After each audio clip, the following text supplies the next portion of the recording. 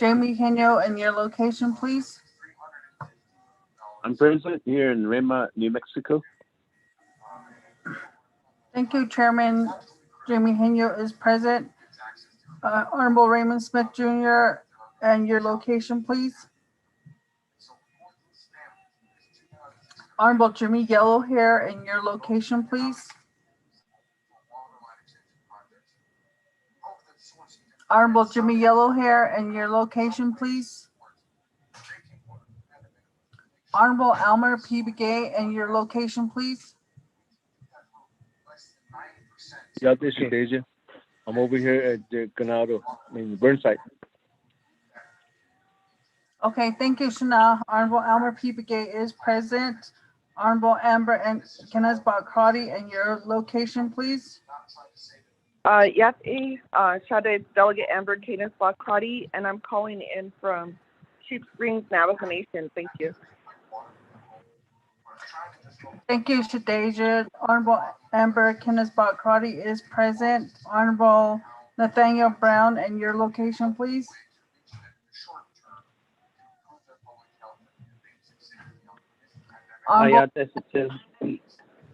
Delegate Brown present from Washington, D.C. Thank you, Shade. Honorable Nathaniel Brown is present. Honorable Jimmy Yellowhair, and your location, please. I'm here around in the Window Rocks, my location here this morning. Okay, thank you. Honorable Jimmy Yellowhair is present. Chairman, we have 5 members present and 1 member not entering upon roll call. Chairman Henyo.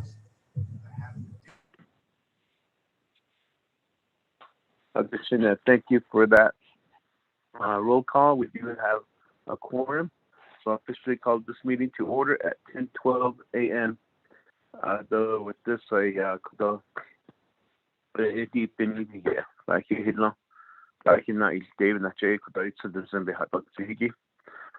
even if Jay could Shana Delegate Jimmy Yellowhair to the Rabehan. It's an honor. Thank you very much to the chair. I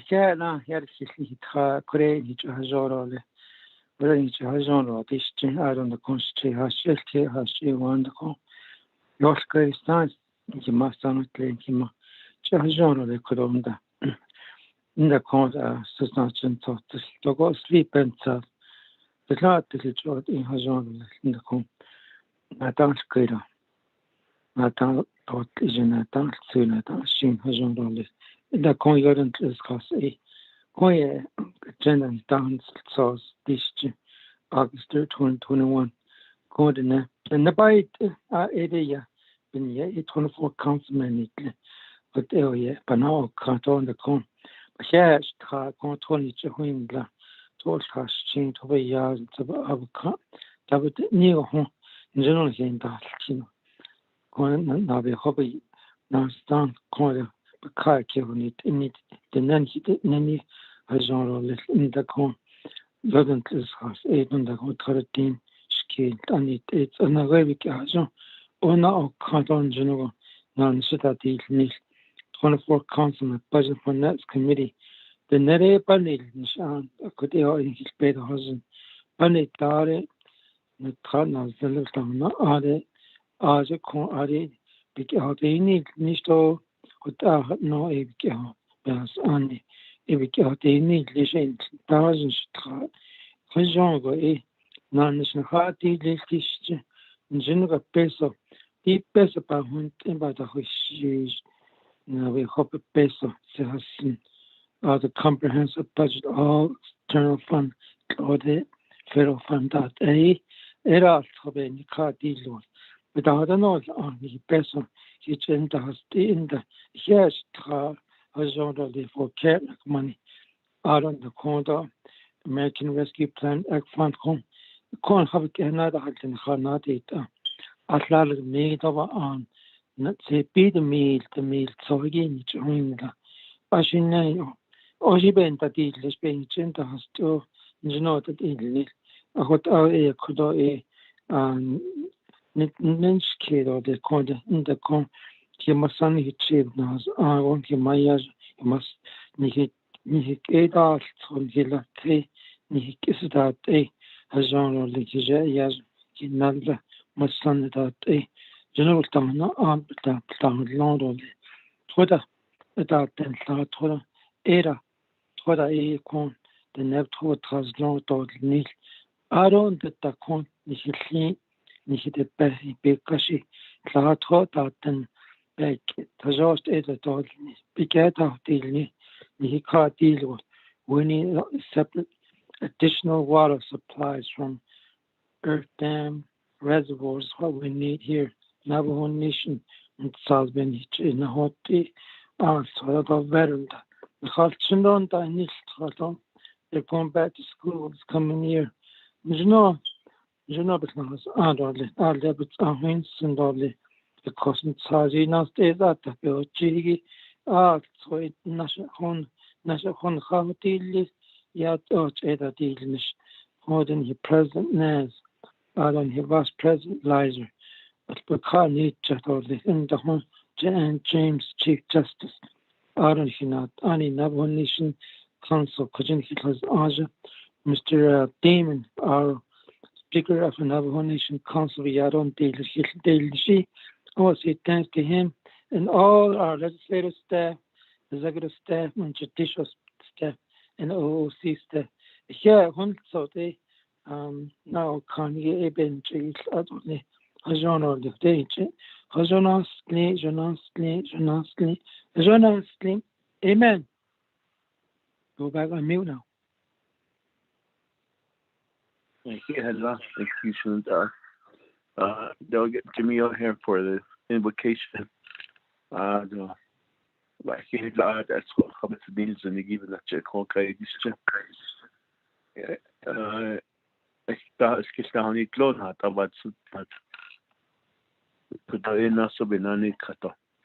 The agenda in Tatos.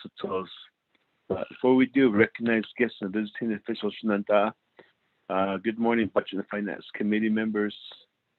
The Kodada East Sagi Shahana, but Navajo Nation Council, 24th Navajo Nation Council.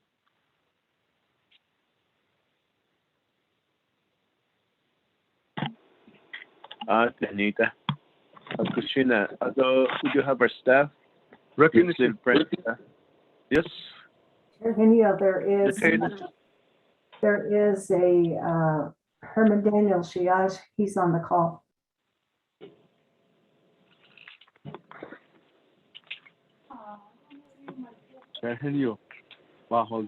Yes.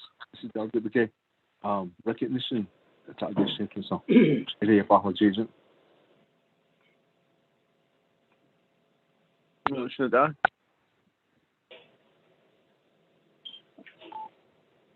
Chair Henny, Delegate.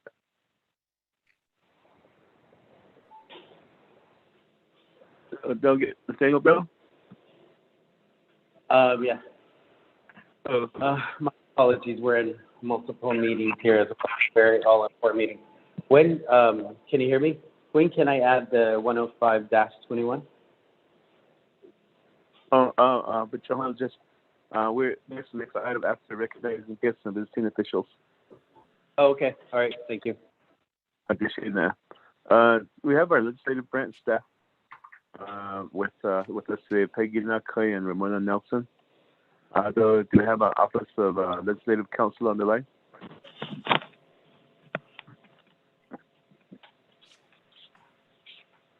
Office of Legislative Counsel.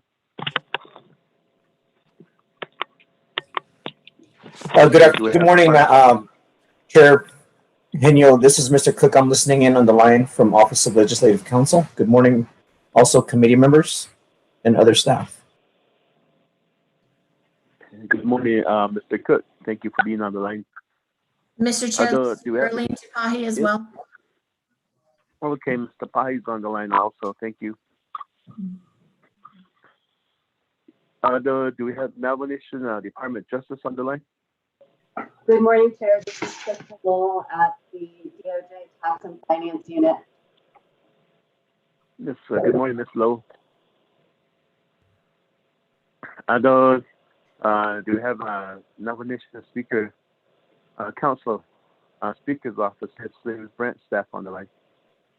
Good morning, Yate Bennett, Chair, committee members. This is Donovan with the Speaker's Office. Good morning, Donovan.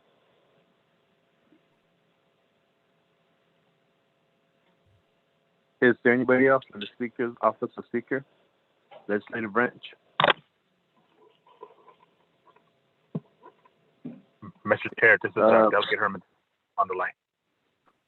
Oh, yeah, excellent. Good to hear you. Good morning. Do we have the Office of President and Vice President on the line?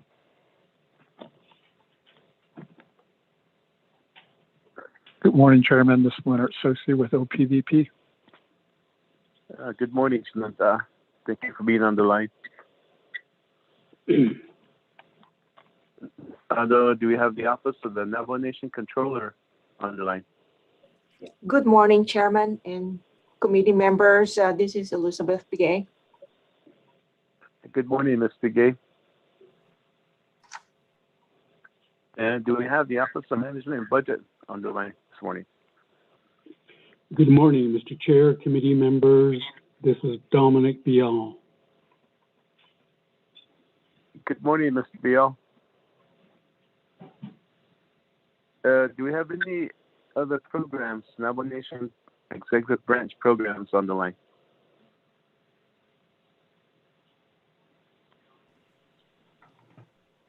Good morning, Chair and committee members. This is Michelle Morris, Legislative Analyst for Department of Health. Good morning. Good morning.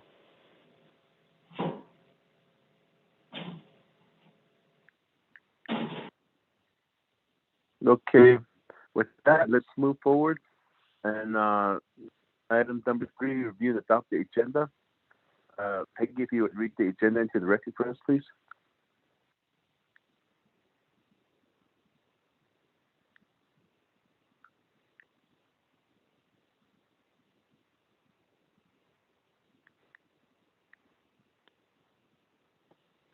Peggy, are you there? Yes, I have so many windows open trying to do several things at once, Chair. I apologize. Good morning, members of the Budget and Finance Committee. This is your proposed agenda for August 3rd. It's a regular meeting, and let's see, 10 a.m. via teleconference, presiding as Jamie Henio, Chairperson, Raymond Smith Jr., Vice Chairperson, placed via telecommunications, Window Rock, Navajo Nation. 1, call the meeting to order. The roll call, the invocation. 2, recognize guests and visiting officials. 3, review and adopt the agenda. 4, review and adopt the journal. None. 5, receive reports. A, overview of the budget hearing process presented by Dana Bobroff, Legislative Counsel, Office of Legislative Counsel. FY 22 budget process update presented by Dominic Bial, Director, Office of Management and Budget, and Lisa Jim, Interim Budget Officer. C, update on the CARES Hardship Assistance presented by Elizabeth Begay, Controller, Office of the Controller. 6, old business, none. 7, new business. A, legislation number, A, requesting off reservation travel. 8, close of the session. Written announcements, adjournment. The next regular meeting is 17/2021. There are a couple of requests, Chair, to have amendments made to the agenda. One would be adding your legislation 0105-21. And then the other one is from Delegate Herman Daniels for legislation number, I believe it's, hold on, the 0113-21, Mr. Chair. Okay, thank you for that. Reading of the agenda and also the request from, for additions to the agenda. So just so Budget and Finance Committee members, Is there a motion to accept the agenda as read? Yellow hair. Delegate Jimmy Yellow Hair, motion. Is there a second? Second by Elmer Begay. Okay, Delegate Elmer P. Begay, second. So we do have a motion and second to accept the agenda as read. As you heard, there are two questions for additions to the agenda. Though I'll leave that up to the committee, Budget and Finance Committee. So therefore, the floor is open for any amendments or questions or comments regarding the agenda. Delegate Chair, this is Delegate Yellow Hair. If I'm in order, I'd like to request for the both legislation that was read by our advisor, Peggy Nakai, put it added to the agenda, both legislation. The legislation is 105-21, and then also 113-21. I was going to ask Peggy to read that, but you read it, so both legislation to be added onto agenda. Appreciate it for your support, my colleagues. Our motion. Appreciate that. Before I recognize the second, Peggy, where would these two legislations go?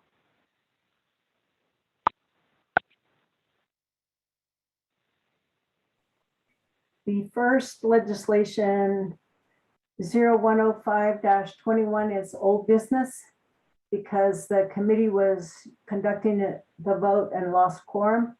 Then the other one is new business, legislation number 0113-21.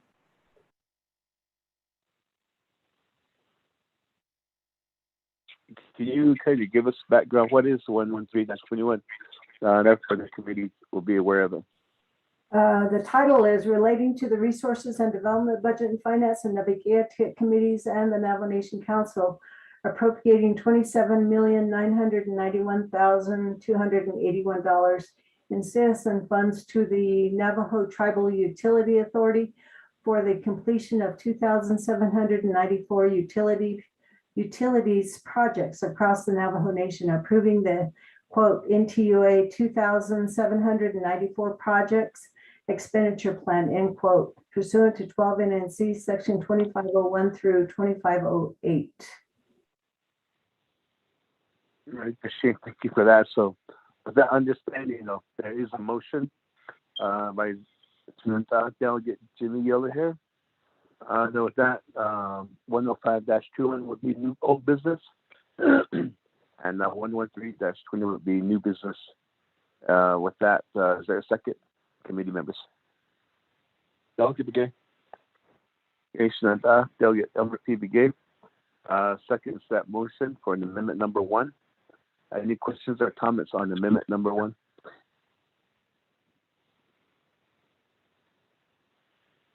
Hearing none, I'll request for a roll call vote for this amendment number 1. Mona?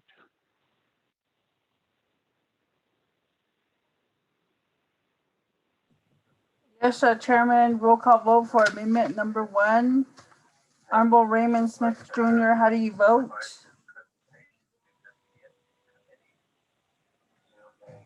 Honorable Raymond Smith Jr., how do you vote? Honorable Jimmy Yellow Hair, how do you vote? I vote green. Thank you. Honorable Jimmy Yellow Hair votes green. Honorable Elmer P. Begay, how do you vote? Honorable Elmer P. Begay, how do you vote? Should I vote green? Thank you. Honorable Elmer P. Begay votes green. Honorable Amber Kenneth-Bott-Crotty, how do you vote? Shouted Delegate Amber Kenneth-Bott-Crotty votes green. Thank you. Thank you. Honorable Amber Kenneth-Bott-Crotty votes green. Honorable Nathaniel Brown, how do you vote? Delegate Brown votes green. Thank you. Honorable Nathaniel Brown votes green. Chairman, we have 4 members voting in the affirmative, 0 opposing, chairman not voting, and 1 member not voting. Chairman?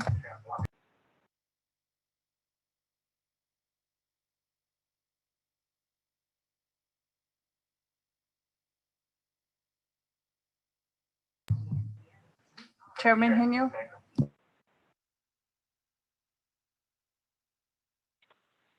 Star six, Chair. Okay, there you go. There you go, star six, yes, exactly. We do have a due pass on amendment number 1, which is 4 in favor, 0 opposed, chair not voting.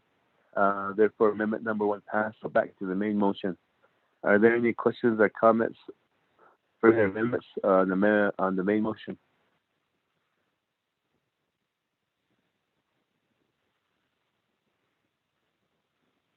If we could move forward just to on the main motion. If there's no further questions or comments, we'll ask Ramona to lead us in the roll call vote.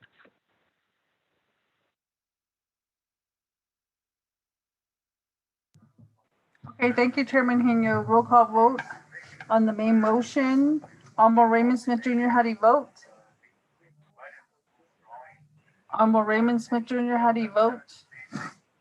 Honorable Jimmy Yellowhair, how do you vote? Honorable Jimmy Yellowhair, how do you vote? Honorable Amber Kenneth-Bockrati, how do you vote? Shadow Delegate Amber Kenneth-Bockrati votes green. Thank you. Thank you. Honorable Amber Kenneth-Bockrati votes green. Honorable Elmer P. Begay, how do you vote?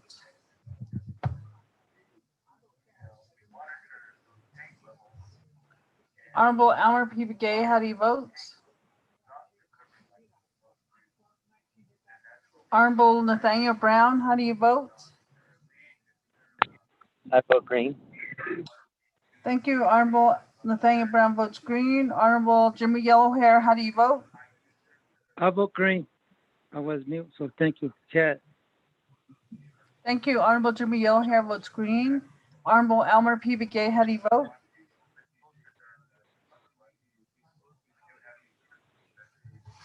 Chairman, we have 3 members voting in the affirmative, 0 opposing, chairman not voting, and we have 2 members not voting. Chairman? Thank you for that. I vote green. Chair, I vote green too. Ramona? Okay, Chairman, we have 4 members voting in the affirmative, 0 opposing, chairman not voting, and 1 member not voting. Chairman?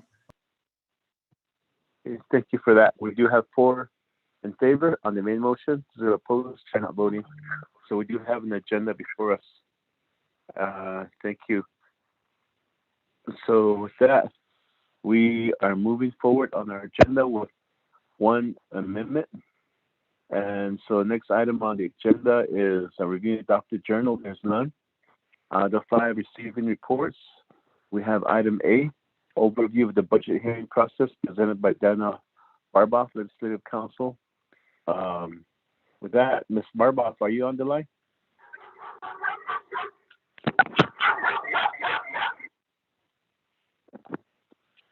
Ms. Barboff or Office Legislative Counsel?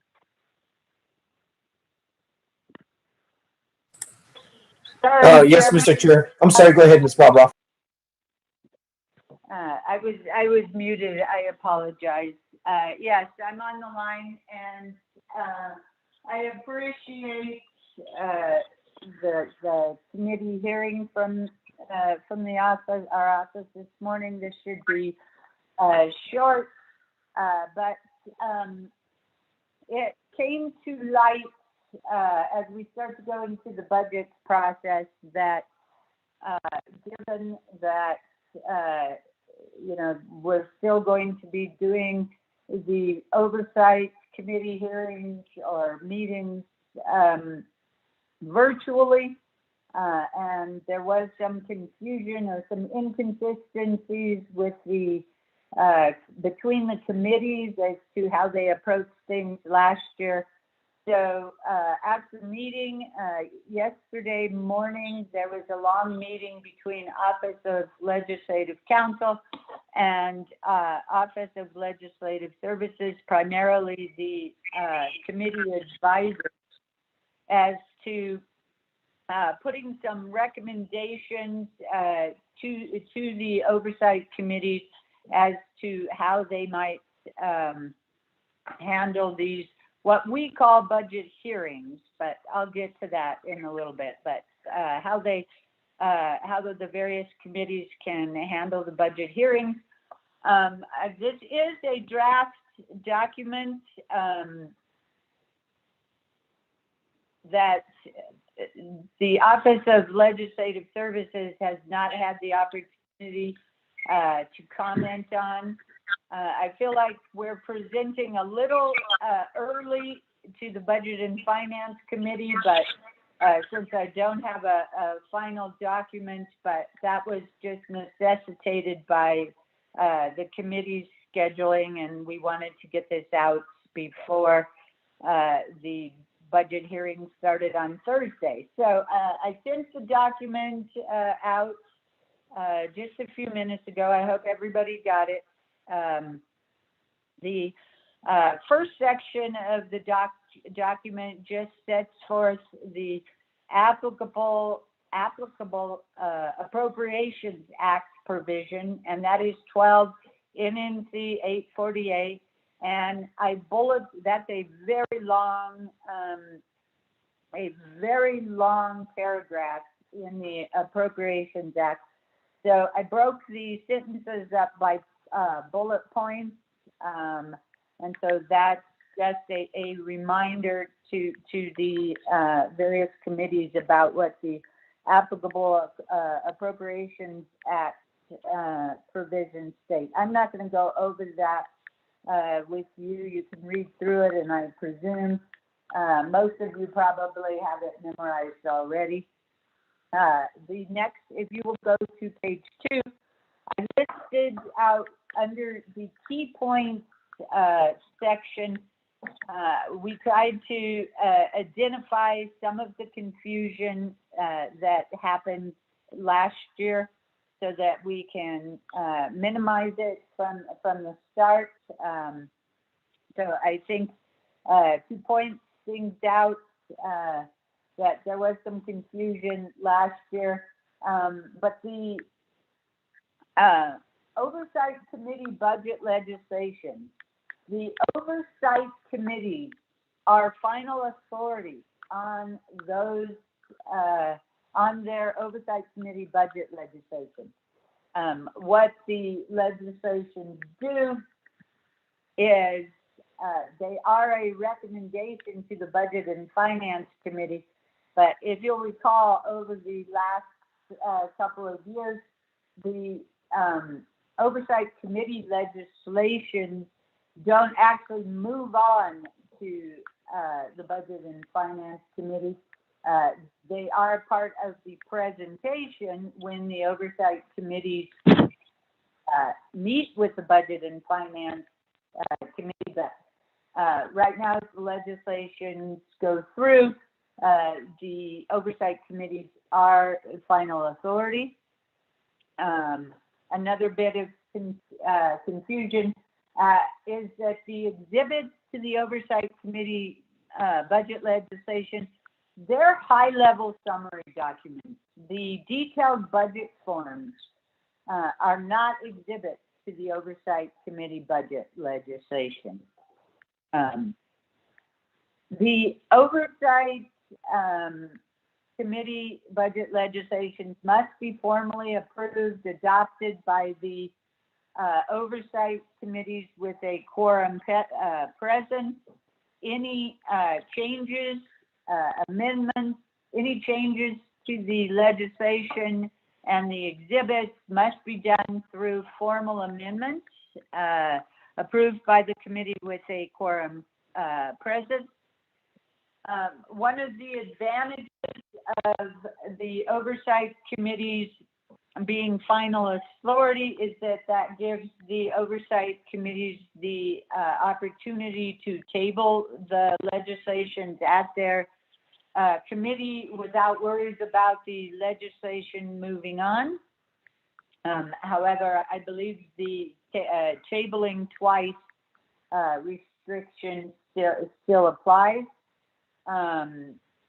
The although Office of Legislative Counsel does not recommend it, division budget presentations can be done as a report without a quorum present, but amendments to the legislation as well as final approval of the legislation require a quorum.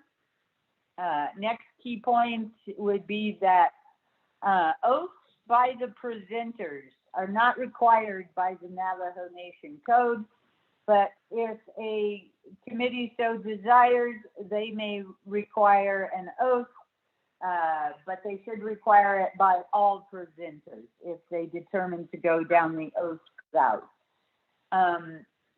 So the process that Office of Legislation is recommending is set forth in the next section.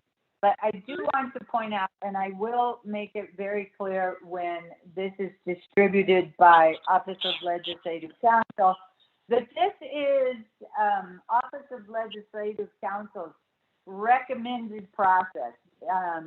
It is not a Office of Legislative Counsel has no authority to require this process. Committees can essentially conduct their hearings as they so choose, but based on the information that Legislative Counsel has received and experienced with last year, this is what we think the probably the best process is.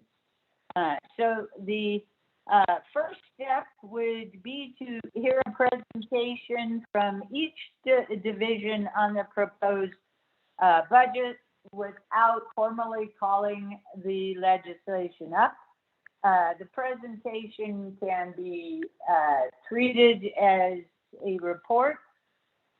Committee members can recommend changes to the proposed budget or the exhibits, but such recommendations do not need to be motioned and seconded because you would be in report format, and it is up to the chairperson of the committee and the committee on whether they want to pursue a consensus on the recommendations.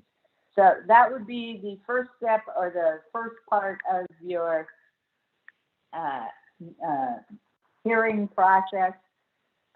The second step, after you've heard the presentations or the reports, the second step is for the Office of Legislative Counsel to work with the committee advisor to develop amendments based on the recommended changes.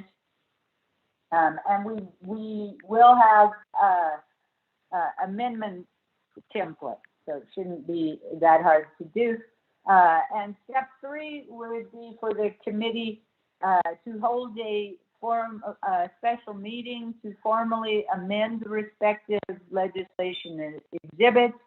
After those amendments are approved, the committee can then table the legislation for a revisit while the program updates the legislation exhibits to reflect the amendments.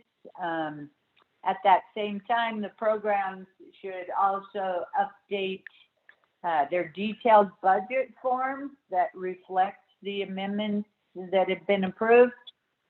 And then after the exhibits have been updated, the committee can recall the legislation from table status and formally adopt the Oversight Committee budget legislation. So, Chair and Budget and Finance Committee, this is what Office of Legislative Counsel would recommend. And as I said, before we can finalize this document, we need to get input from the committee advisors. One of the big concerns from this office is the fact that the problem with losing quorums during the presentation or the report from the program, the initial report, the presentation from the quorum from the program.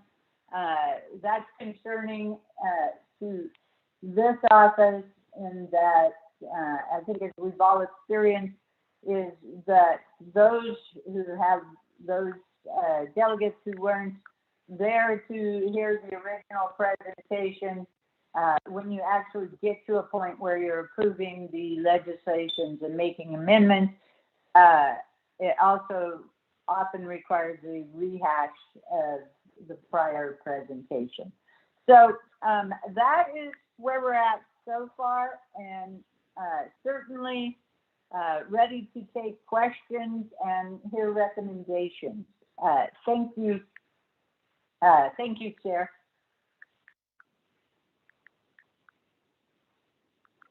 Thank you for that report, Dana, and the overview. So with that, let me do a request for a motion from the Budget and Finance Committee to accept the report. Delegate Yellow Hair. And Delegate Jimmy Yellow Hair motion. Is there a second?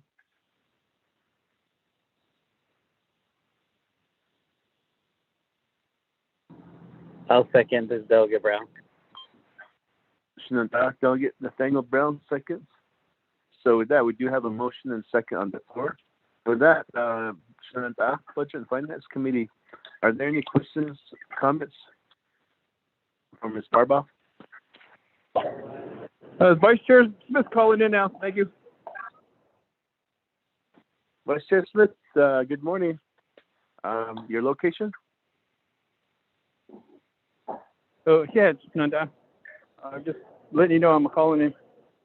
Okay, your location for the record? Oh, Washington, D.C. Okay, thank you. We are under reports right now. We just got done. Report item A from Ms. Dana Barboff regarding the budget hearing process, and there is a motion and second on the floor. Therefore, the floor is open for questions or comments from the Budget and Finance Committee.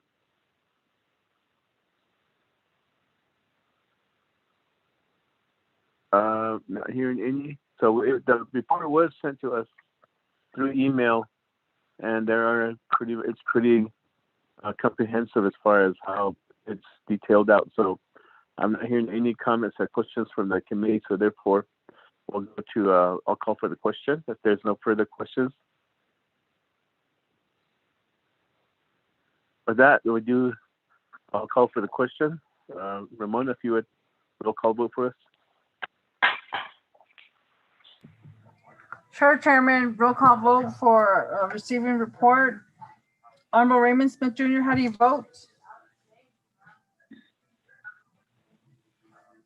Honorable Raymond Smith Jr., how do you vote? Honorable Jimmy Yellowhair, how do you vote? Honorable Jimmy Yellowhair, how do you vote? Honorable Amber Kenneth-Bach-Hardy, how do you vote? Delegate Amber Kenneth-Bach-Hardy votes green. Thank you. Thank you. Honorable Amber Kenneth-Bach-Hardy votes green. Honorable Elmer P. Begay, how do you vote?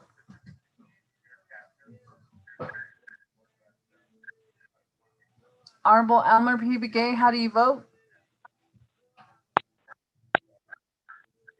Honorable Nathaniel Brown, how do you vote?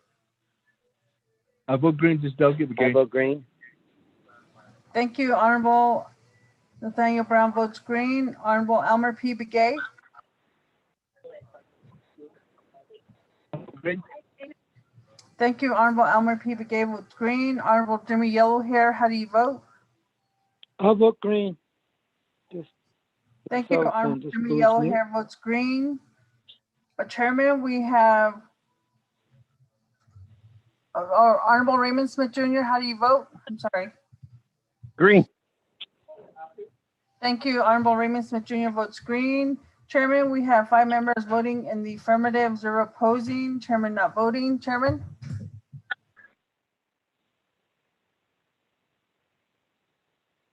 Thank you for that. We do have a do pass on accepting the report from Ms. Dana Barba with a vote of 5 in favor, 0 opposed, Chair not voting. With this, I cannot thank enough for your input, and we do have your memo with us. I do have it here. So thank you, Dana. Thank you. Go next. Yes.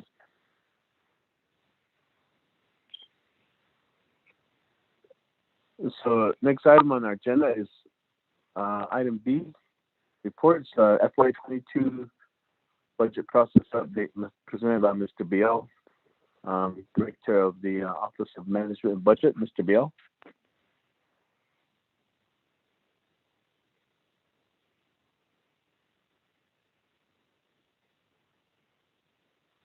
Mr. Dominic Biel.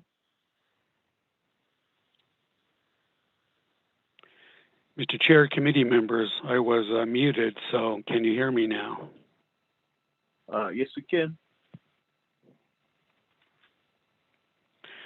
Okay, committee members and everyone who's on the call, I provided a short written report, and I hope that the advisor was able to send it out to all of you.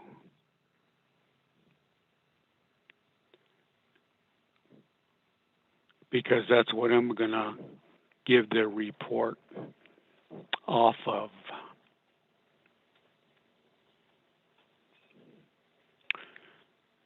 Mr. Chair, do you have that report? Oh, yes, I do. I'm looking at it right now. Okay. I'll go ahead and then go over it. This is a very brief report. It is entitled OMB Update on Fiscal Year 2022 Budget Process, provided to Budget and Finance Committee August 3rd of 21. Letter A, see the attached FY22 budget calendar. We are now in steps number 9 and number 10, where the budget information is being compiled for the Oversight Committee budget hearings, and the proposed legislation for the branches and divisions are being introduced. Letter B, at this time, most budgets are done, except for the legislative branch, executive offices, and Office of the Controller.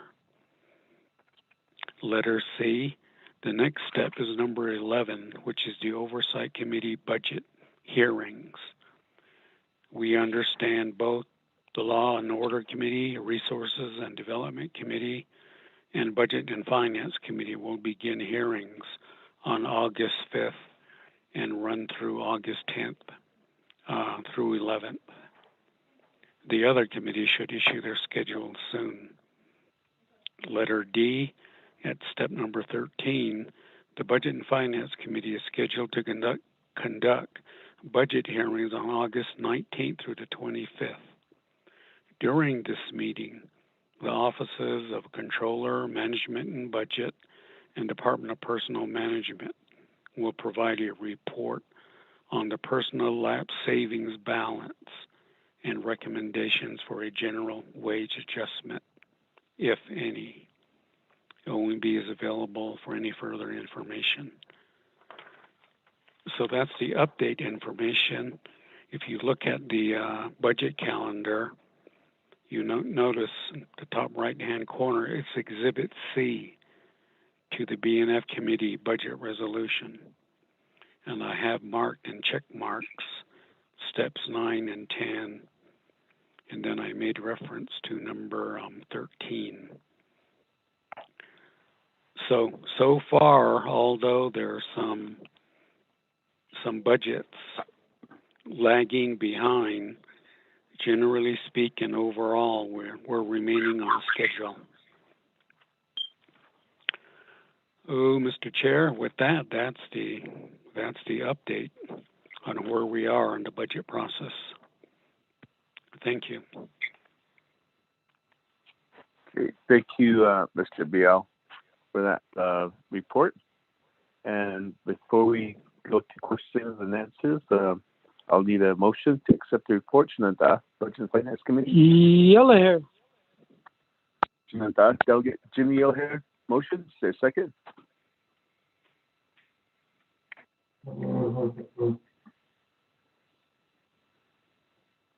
What's this? Delegate Elmer P. Begay, second. So we do have a motion and second on the floor.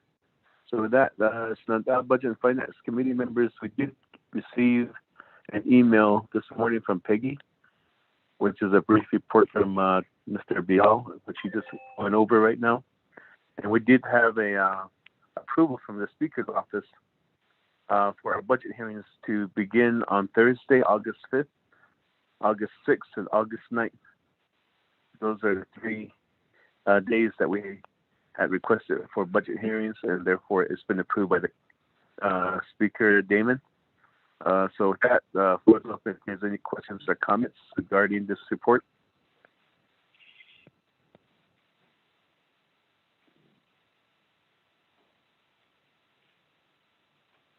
Okay, I'm not hearing any requests to speak, so therefore we'll call for the question. Thank you, Mr. Biel, for your report and your continued efforts to help the Budget and Finance Committee. With that, Ramona, if you would lead us in a roll call vote.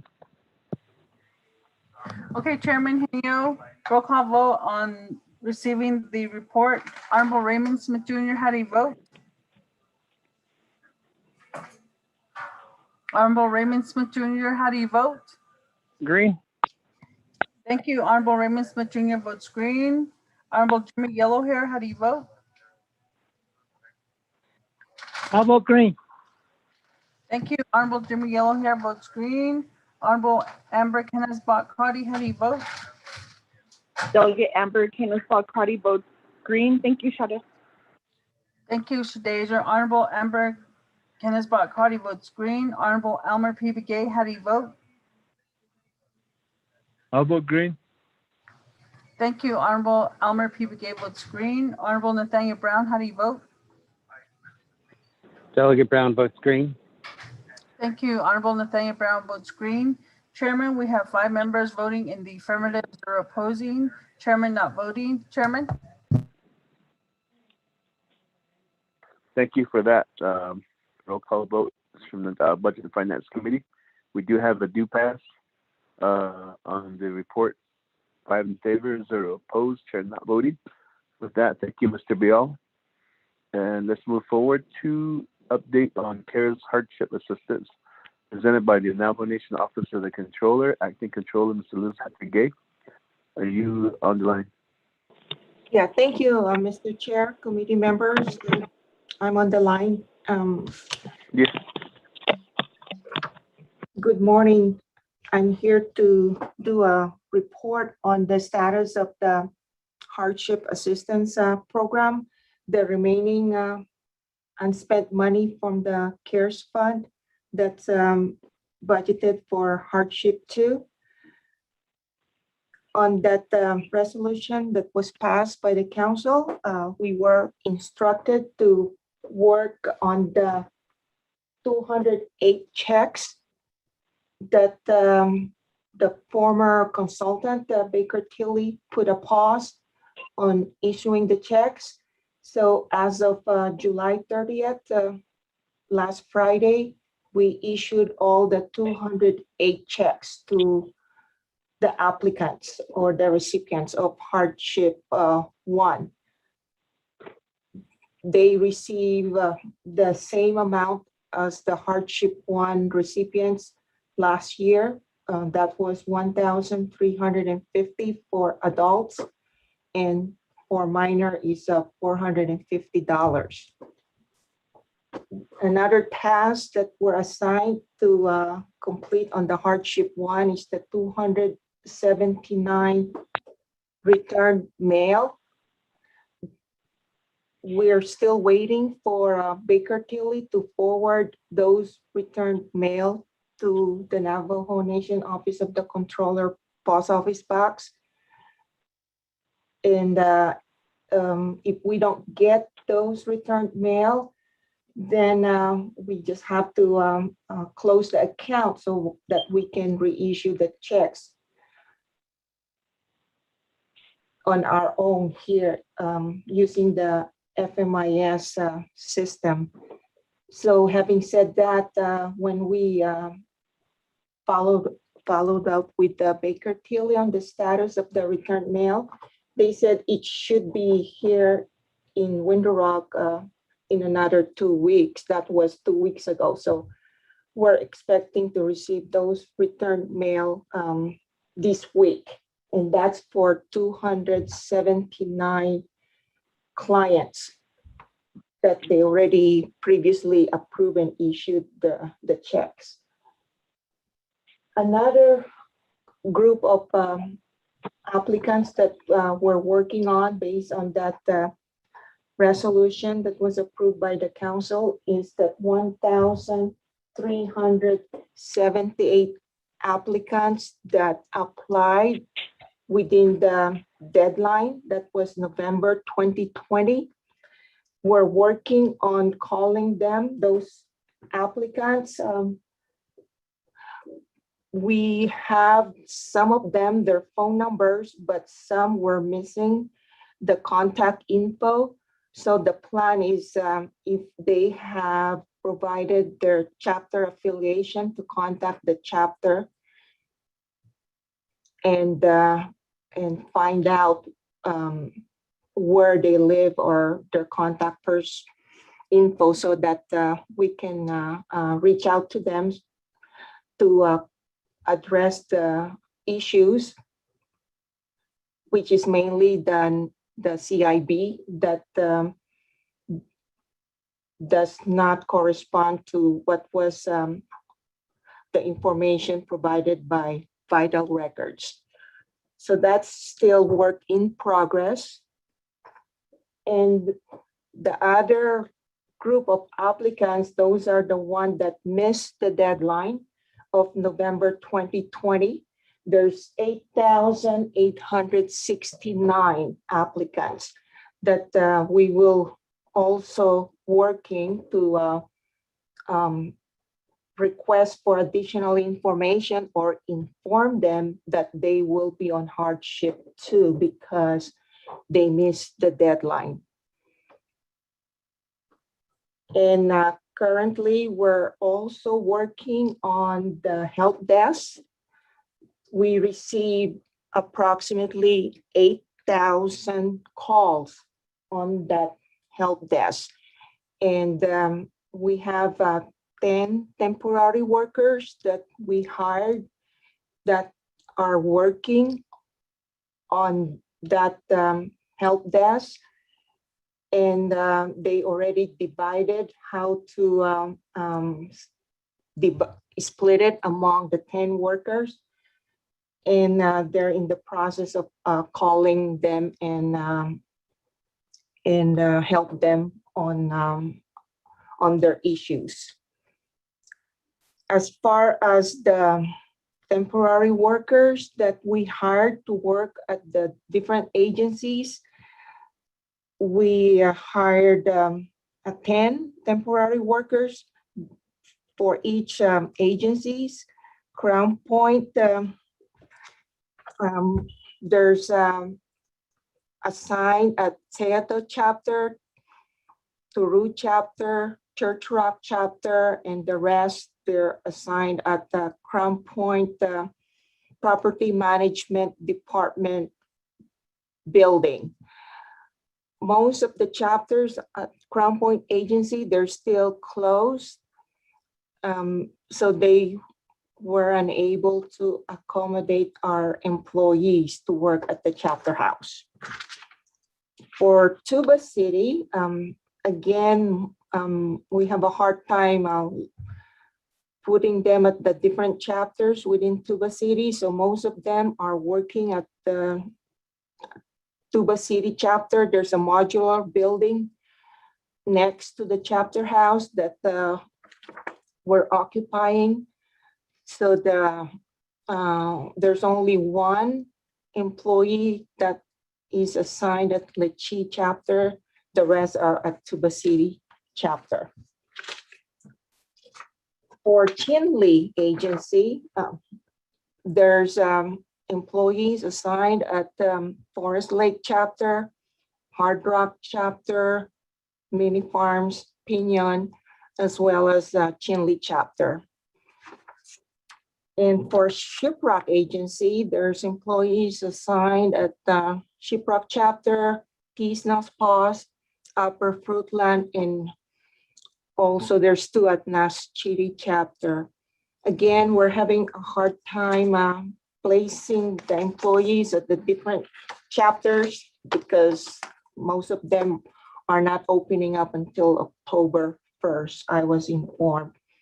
And the Fort Defiance agency, the employees, they're located at the Doty building, and they're mainly assigned to assist on the Hardship 1 issues as well as the 800 number.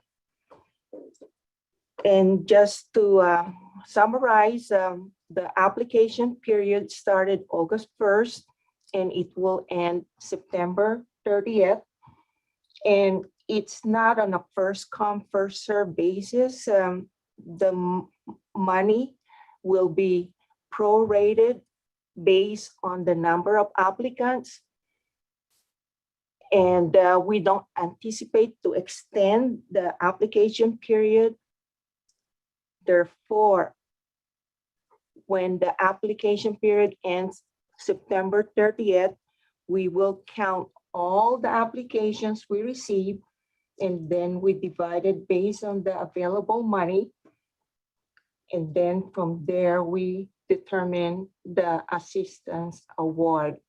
We anticipate to have the check issued middle of October and the rest of November, and to close out the CARES Fund project by December.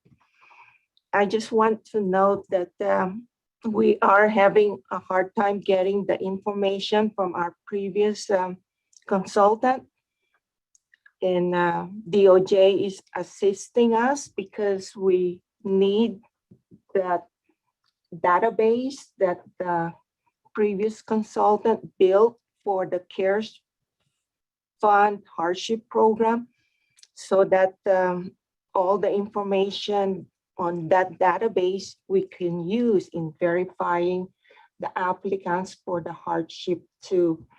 But we're relying on our DOJ attorneys to help us resolve this issue. That concludes my report, Mr. Chair.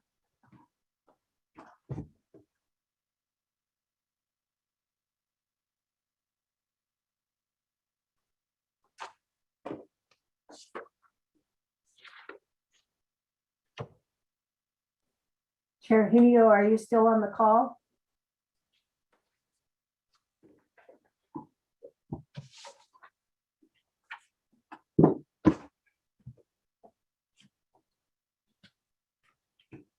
Chair Hino? Vice Chair Smith, you may have to step up, please. Chair Hino is not responding. I wrote report on the controller. Thank you for the report. I need a motion. Motion, Delegate Crotty. Motion by Honorable Crotty. Second. Yellow hair, second. Second by Honorable Jimmy Yellowhair. Any questions for the Office of Controller on the report?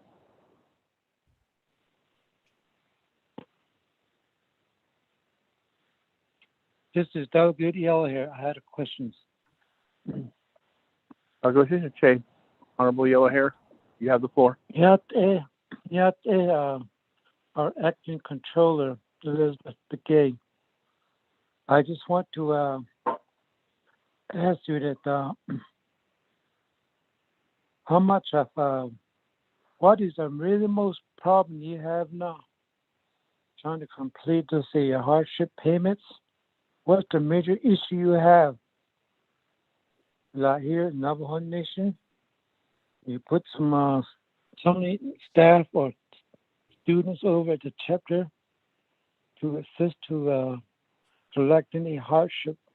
Because yesterday I was over at the whippoorwill and Penny on asking questions.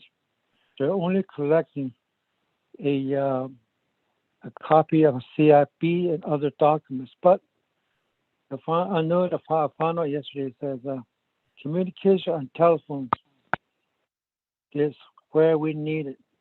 It's needed to communicate, to follow some of these very important documents, to make sure everything's verified. I was talking to one of the whippoorwill hiring.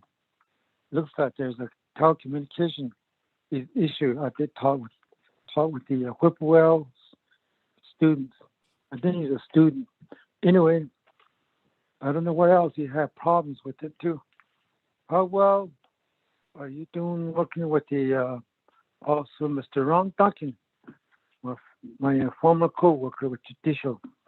He's also taking care of the over CRP. That was the issue last time under care act. I wonder everything's going on. Everything's corrections without difficult problems, Mr. Gay. Because of September 30th just coming around, and if we don't do our work, December 31st will come around in no time. So I support your work. That's how we vote as a councilman, to take care of this hardship, the remaining that we're not paid. 100% are behind it, and also are behind you, Mr. Gay. Yeah. Also, to Honorable Raymond Smith, thank you for the floor. Yeah. Okay. Go Turn back to you. Committee members of Budget, do we have any other questions regarding the report? Mr. Smith, I'm back on the line as Chair Henio. Chair Henio. We had one Honorable Yellow Hair ask questions. We got a motion and a second. Motion by Honorable Crotty, second by Honorable Yellow Hair on the OOC's report. I will turn the floor back over to you. Yes, thank you for taking over. I had to reset my modem here. Now I get better signal. So the Budget and Finance Committee members, are there any further questions on this report?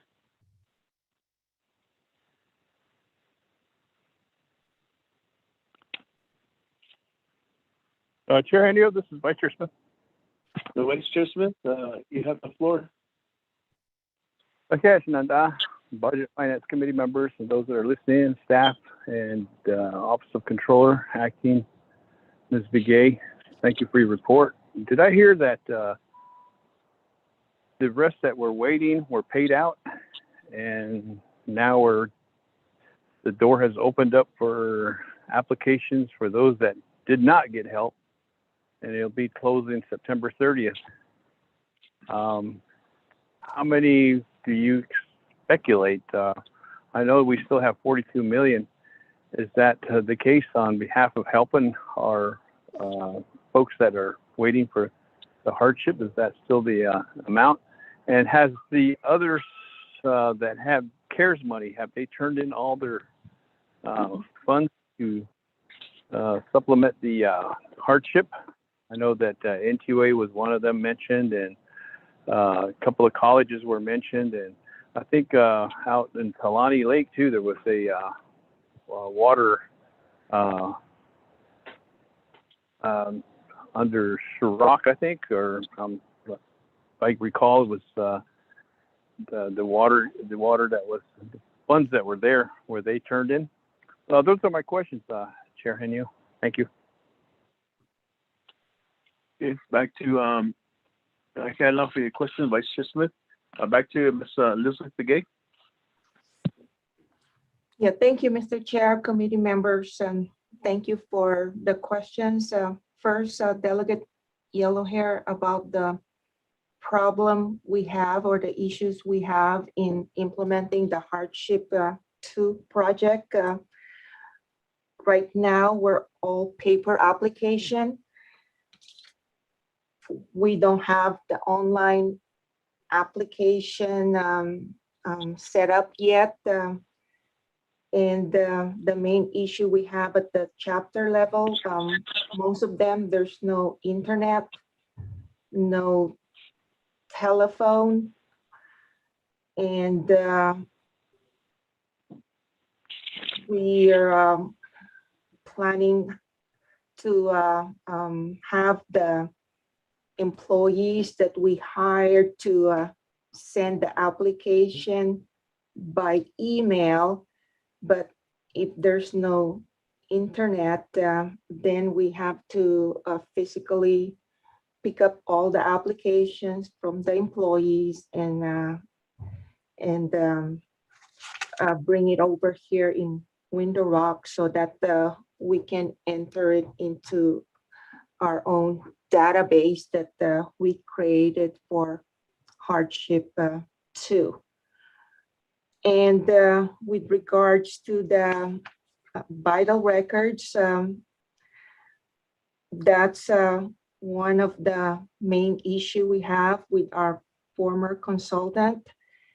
They updated the vital records database, but we're still waiting for them to turn it over to vital records. And we need that information to verify the applicant's CIB number that they reported in their application. So that's one of the priority that we are working with DOJ to get back from our former consultant. And of course, our own issue is the portal that they created, the former consultant, that we only have view-only access. We want full administrator level access so that we can generate reports. But right now, we don't have that authority, if you will, to do that. And for the question by Vice Chair Smith about the other subrecipients that received the CARES Fund, if they return all the monies back to the Hardship 2, there's only one subrecipient that has not returned the money. That's the Tulani Lake. So we are still working with them to return it back to the Navajo Nation so we can add that to the 42 million budgeted for Hardship 2. So right now we're still have that 42 million plus the interest earned that we're looking at to assess for the Hardship 2 financial assistance. Thank you, Mr. Chair. Chair Henio, Vice Chair Smith. Okay, Vice Chair, you have the floor. Well, thank you, Sananda, Chair Henio, and Budget and Finance Committee members. And thank you, also controllers, Ms. Begay, acting. The question would be, Tulani Lake, how much are we asking for them to return? And have they been notified? How many times have they been notified? Are they not complying with the notification? Are they simply ignoring us, or what is going on? If that's the case, Chair, what the next level on behalf of that, because this is funds that the Navajo Nation received from U.S. Treasury, and it's pending upon the legislation that was passed by the Navajo Nation Council to recapture and utilize that for the hardship aspects of those that didn't receive it. Chair Henio, that would be a two-part question, how much, and the second part would be, are they ignoring us? And third one would be, I guess, would be, what's our next step in behalf of recouping that, because that is not within the parameters of the legislation that was passed for the second phase. Thank you, Shanada. Okay, thank you for those questions, Vice Chair Smith. Before I go back to Ms. Elizabeth Leguer, Acting Controller, we do have Ms. Kristen Lowell on the line for the Department of Justice.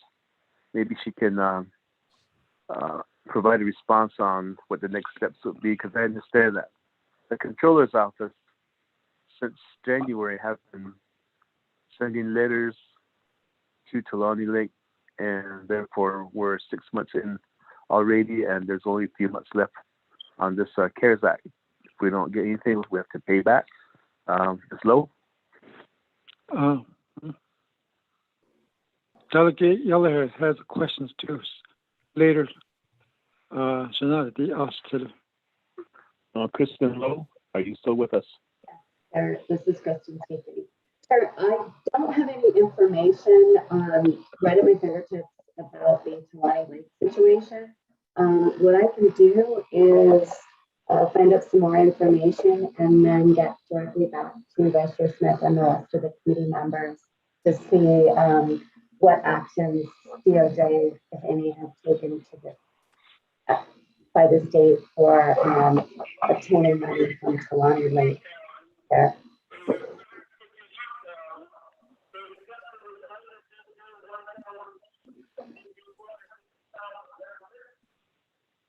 Ms. Lowe, we couldn't hear you. There was a lot of background noise. Somebody needs to mute their phone. It sounds like you're on another call. Okay. Can you hear me now, sir?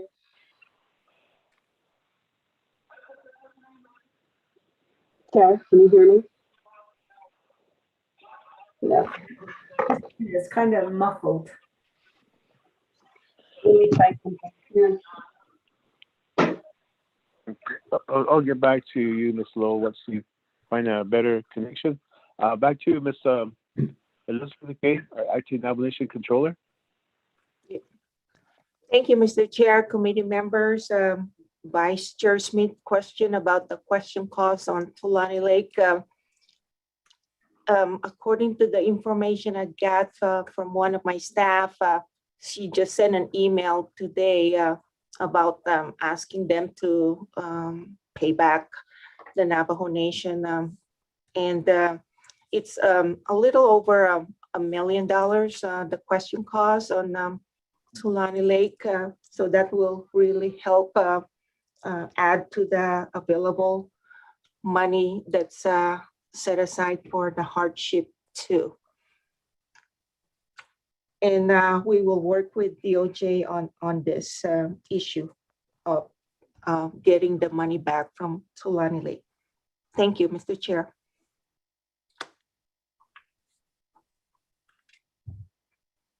Okay, thank you for that response, Ms. Begay. Chair, so this is with this, hold on, Ms. Shananta Delgado here. Ms. Lowe, are you able to provide a response now? Can you hear me okay? No.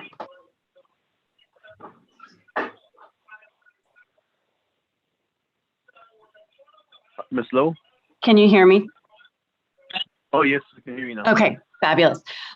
So what I need to do, Chair, members of the Budget and Finance Committee, is to find out what steps, if any, DOJ has taken.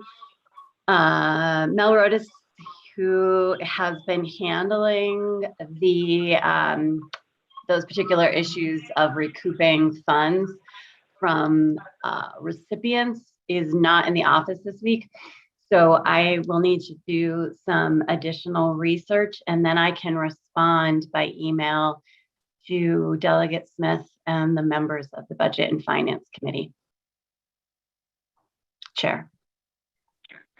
Okay, thank you for that, because if the money is not being returned to the nation and the deadline comes and passes in December, the nation's on the hook for that amount of money, and it doesn't look good for the nation also. Thank you, and hopefully we'll be in contact with Peggy on your memo. Okay, back to Shenandoah Budget and Finance Committee. Hopefully that answers all your questions, Vice Chair Smith.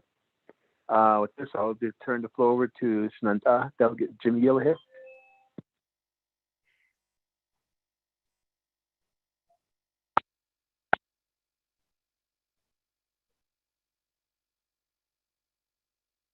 Good morning again. So thank you very much, Chair. My reason is I was over at Whippoorwill yesterday and talked to a guy over there in Whippoorwill. The chapters have been burned down this past spring, so there's no telephone line over there. The only stuff they use, I think they're using a probably a cell phone. There's no phone lines.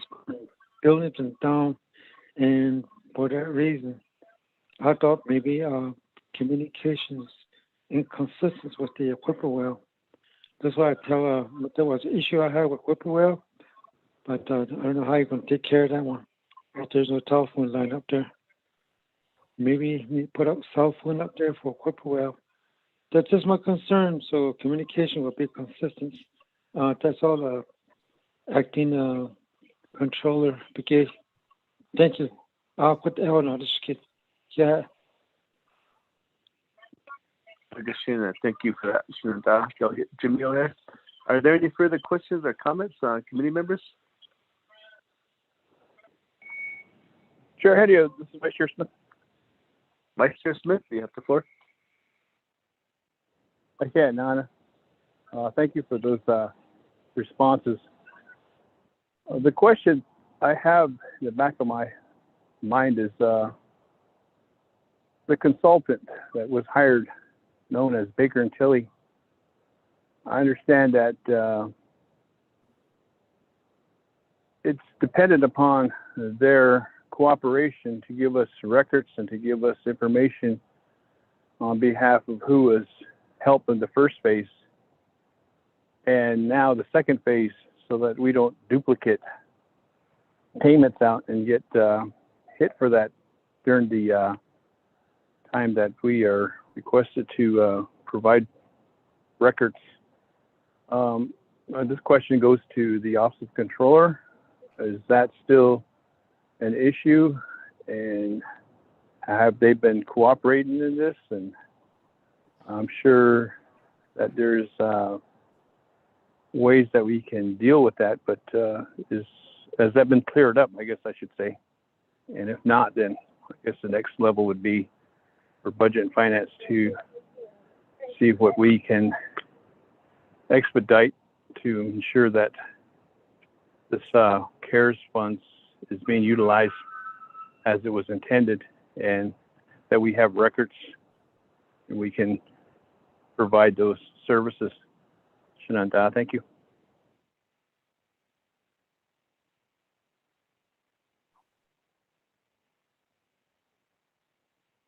Okay, Vice Chair Smith. Thank you. With that, back to our Navajo Acting Controller, Ms. Elizabeth Gay. Thank you, Mr. Chair, and thank you, Vice Chair Smith, for the question. As far as our former consultant, they're not cooperating to give us a full administrator level access for that portal that contains all the information that we will need, so that we can not duplicate payments to this second phase of hardship assistance. applicants, but of course, there's a different way to resolve this, but it will be costing the Navajo Nation additional money to do that, since that was part of the contract with the former consultant. They should have provided it to us, but we're still trying to negotiate, if you will, and I'm leaving that with our DOJ attorney. But if there's no cooperation from them, then there's other ways to do that. It just will cost the nation additional money. Thank you, Mr. Chair. Okay, thank you for that response, Ms. McGee. Back to Budget Finance Committee. Any further questions?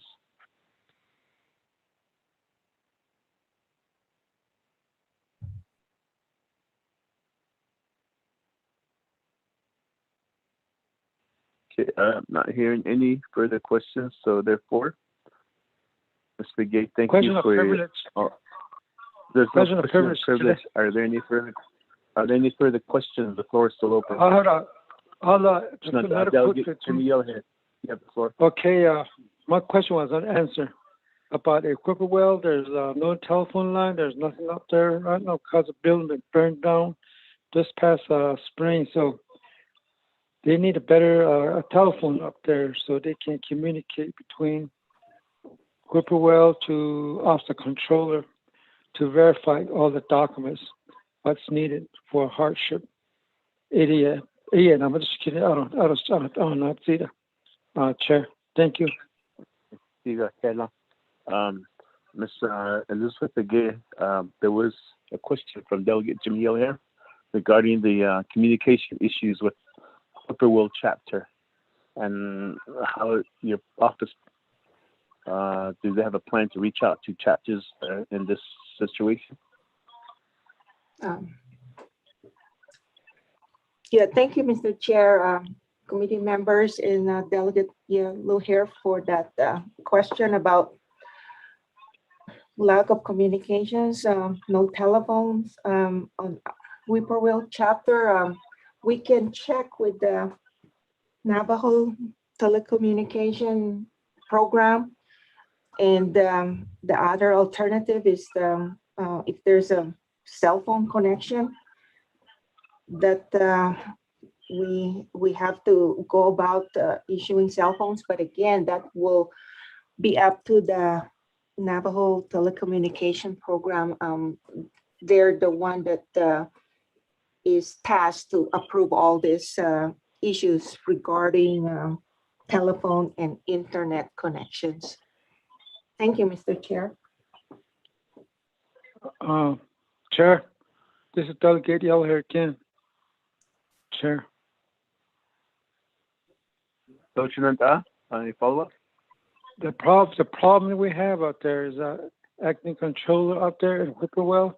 The building itself is burned down this past summer. So there's a staff over there in another building, and there's no telephone line connection right now in Whippoorwill. And that's my concern, temporary controller. That's my concern itself. That's all. I'm sorry now. That's yeah. Okay. Delegate Young here. Maybe you can see if you can contact your officials at Whippoorwill and have them somehow contact the controller's office, and that way they can make arrangements to how they could get the applications from your community to Window Rock. Okay, thank you very much, Chair. That's what I'm going to do. Yeah, thank you. Thank you, our temporary controller. Thank you, Elizabeth McGee. Yeah, thank you very much. Thank you for that. Any further questions or comments, Shananta, Budget and Finance Committee, on this report?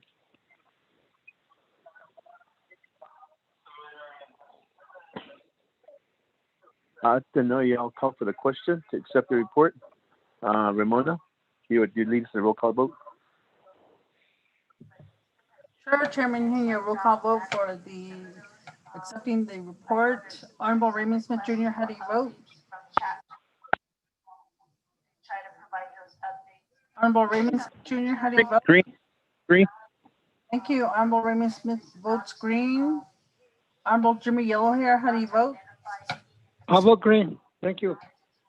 Thank you. Honorable Jimmy Yellowhair votes green. Honorable Amber Kenneth-Bott-Crotty, how do you vote? Delegate Amber Kenneth-Bott-Crotty votes green. Thank you. Shada. Oh, you're welcome to stage it. Excuse me. Honorable Amber Kenneth-Bott-Crotty votes green. Honorable Elmer P. Begay, how do you vote? Honorable Elmer P. Begay, how do you vote? Honorable Nathaniel Brown, how do you vote? Honorable Nathaniel Brown, how do you vote? Delegate Brown votes green. Thank you. Honorable Elmer P. Begay, how do you vote? Honorable Elmer P. Begay, how do you vote? Chairman, we have 5 members voting in the affirmative, 0 opposing, chairman not voting, and 1 member not voting. Chairman? Okay, thank you for that roll call vote. And our acting controller, Ms. Elizabeth Begay, thank you for your presentation. Do you have a due pass of accepting the report? 45 in favor, 0 opposed, chair not voting. Chair Henio. So that, I guess. Members of the committee, the correct vote is 4 in favor, 0 opposed. 1 member didn't vote. Okay. I guess with that, we state 4 in favor, 0 opposed, chair not voting. Thank you for that correction, Peggy. With this, let's move forward on our agenda. We do have item 6, old business. There was 1 addition, which is item A, legislation 105-21. And I believe we were right in the middle of a voting when we lost the quorum. Vice Chair Smith, are you still on the line with us? Oh, Shenandoah, I'm still on the line.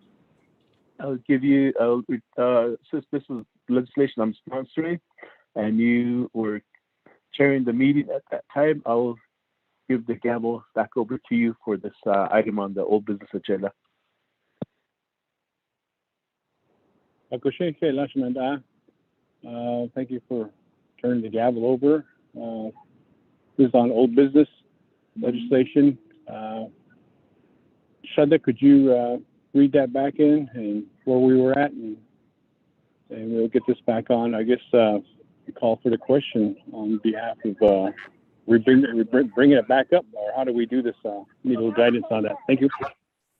Okay, Chair Henio and members of the committee and Vice Chair Smith, the legislation number 0105-21, an action relating to the resources and development, budget and finance, and the committees, and to the Navajo Nation Council, approving $529,850 in citizen funds to the Commission on Navajo Government Development for the Hogan and Leadership Building, approving the Hogan and Leadership Building Expenditure Plan pursuant to 12 NNC Section 2501 through 2508, sponsored by Jamie Henio, Council Delegate.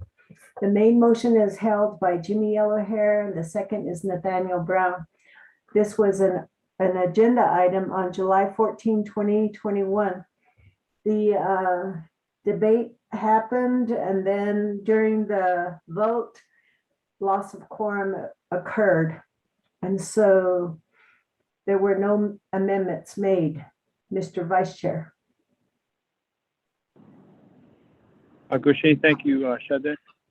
Since this was debated and there was a motion and a second, was ready for a call of the question. like to call for the question on this legislation? Chairman, or Pro Tem, are we able to hear the presentation?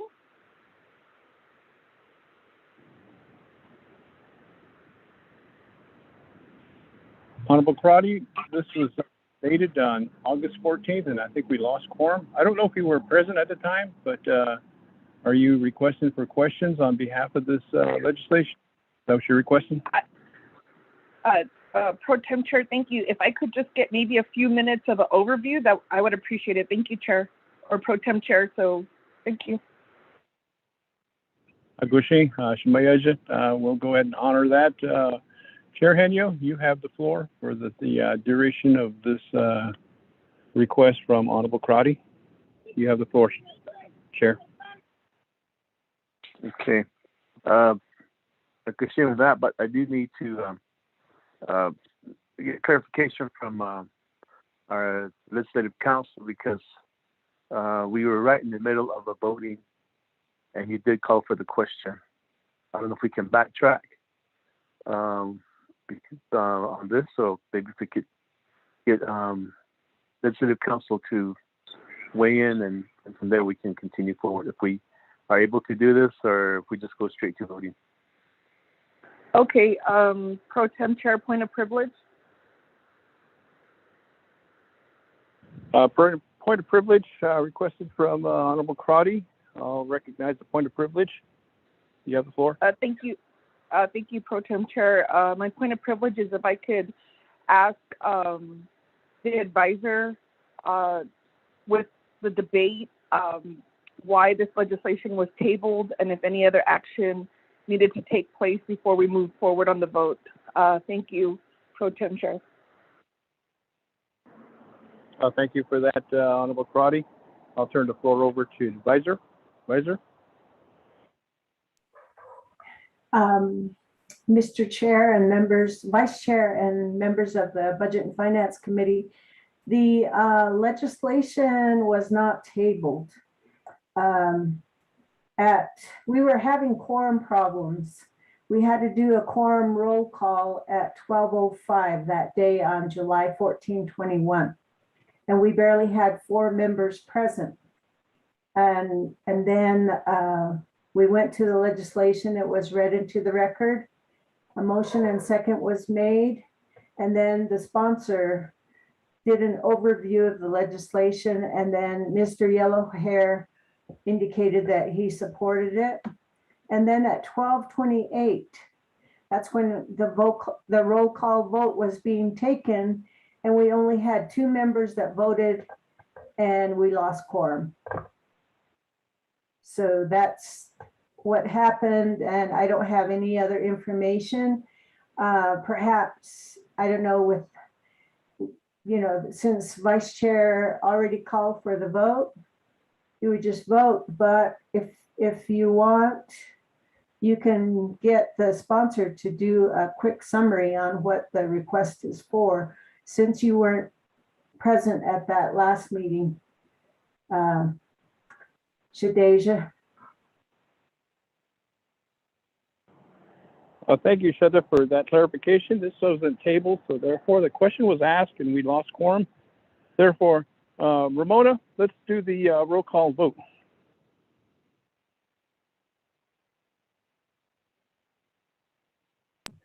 Sure, Vice Chairman, roll call vote for the legislation number 0105-21. Honorable Jamie Henyo, how do you vote? I voted green last time. I'm still green. Okay, thank you. Honorable Jamie Henyo votes green. Honorable Jimmy Yellowhair, how do you vote?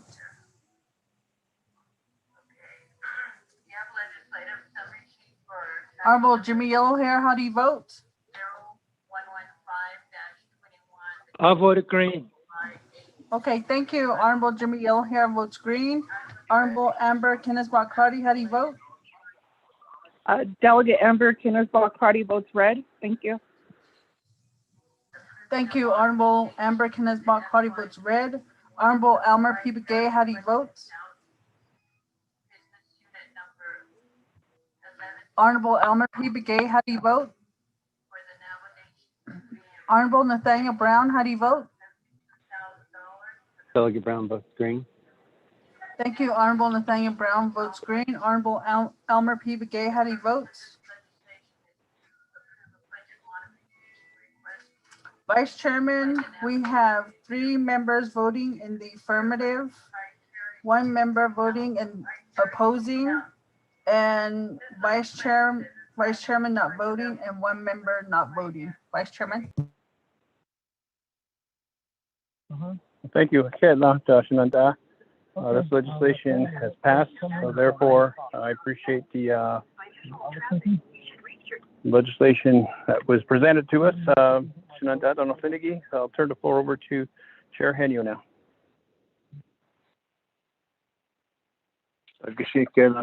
Vice Chair Smith for taking over the gavel on the old business item. With that, let's move forward to item 7, new business. We do have item A, which is requesting off-reservation travel. And then we do have as an amendment, item B, legislation 113-21, sponsored by Delegate Herman Daniels Jr. So moving on, item A, requesting authorization travel. And Peggy, would you give us information on what this action item A is?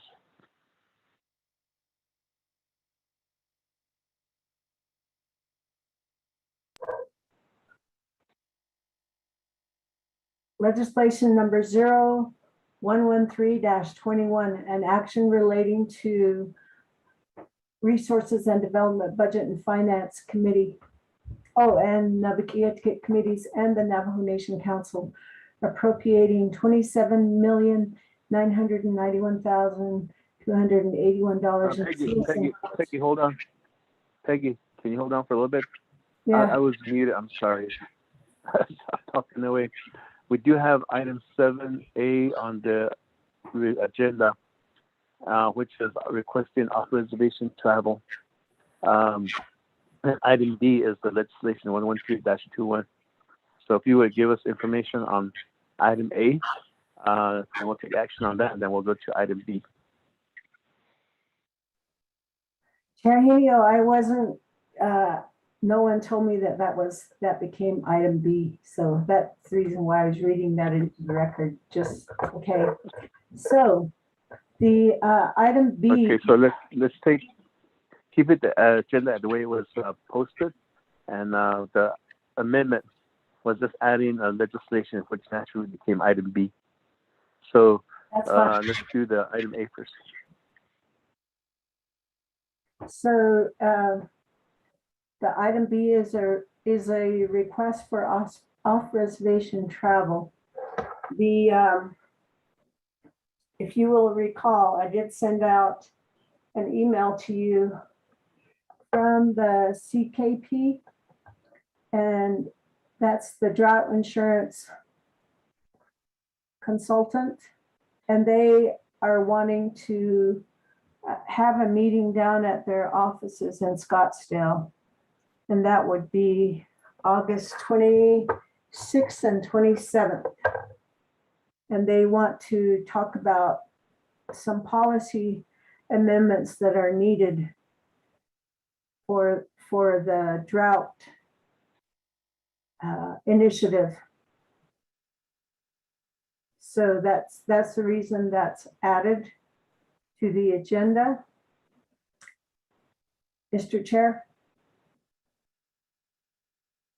Thank you, Peggy, for that information. And I believe RDC already have it on their agenda for action item also too. So with this, Budget and Finance Committee, is there a motion for this action item?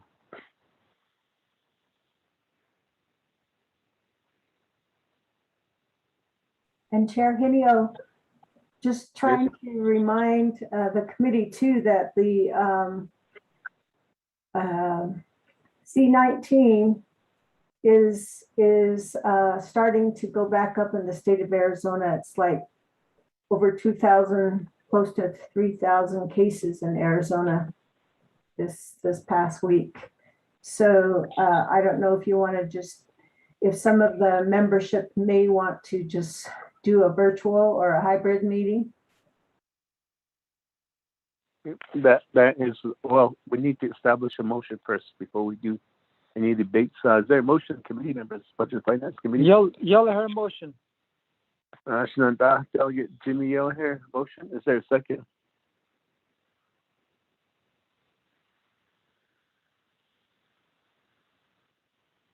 Okay. Is there a second? Budget and Finance Committee? Going once?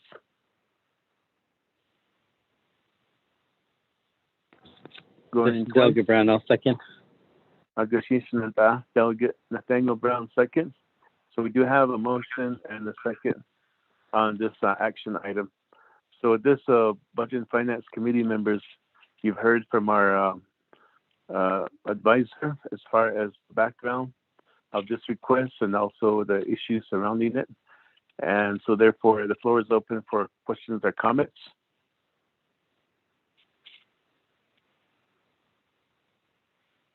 Chair, this is Delegate Crotty with the question.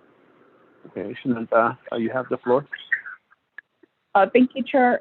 In terms of how does this affect our budget calendar, the meeting, and if at our last meeting with TKP, is there has there been an effort to ask if they could come to Navajo Nation and present to the committees and maybe other delegates who are interested in the information? Thank you, Chair.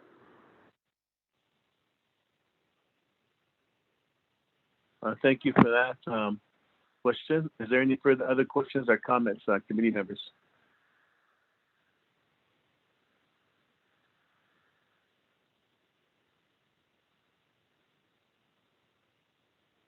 Okay, with that, back to Delegate. Question from Shenandoah, Delegate Elmer P. Begay.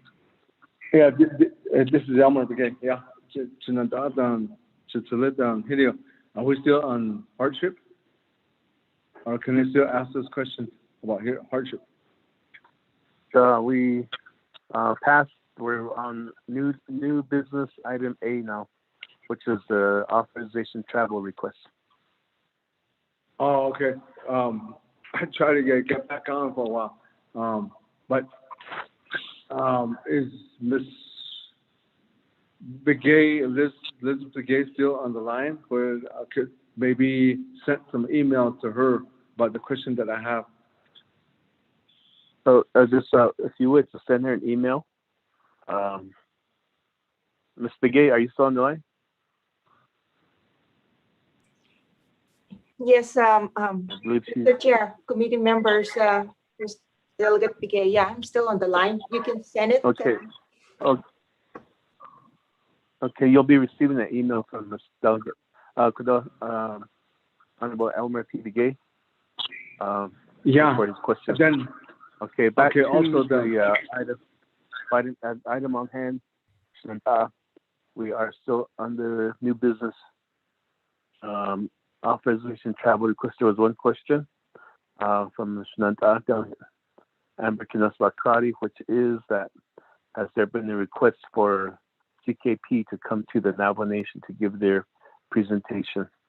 As far as from my recollection, there has not been any type of request. I believe this request is coming from CKP themselves. Peggy, do you have any further information regarding this? Chair Hinio and members of the Budget and Finance Committee. The question was regarding the Controller's Office. I believe that this issue. No. Peggy, it's the question was from Delegate Amber Kinaswakari. Has there been a request to CKP if they have been invited to come to the Navajo Nation to give their presentation or not? Or is there any type of request to have them come on to Navajo Nation? I don't believe so. They do have an office up at Navajo, New Mexico, in that shopping place over there, but I don't think they've reopened their office because of the C-19 COVID. And so they are asking for a joint leadership meeting between RDC and Budget and Finance. And so if you wish, I can ask them to see if they can go ahead and just make it a virtual meeting too, so that members can just call in if you would like. Okay, we can, what we can do is from the Budget and Finance Committee is we do have another regular meeting August 17th, which gives us ample time to request for authorization travel if this request is passed by Budget and Finance. So what we can do is there's that 2 questions that are still out there, and I don't believe CKP is on the call right now. CKP representatives, are you on this call today?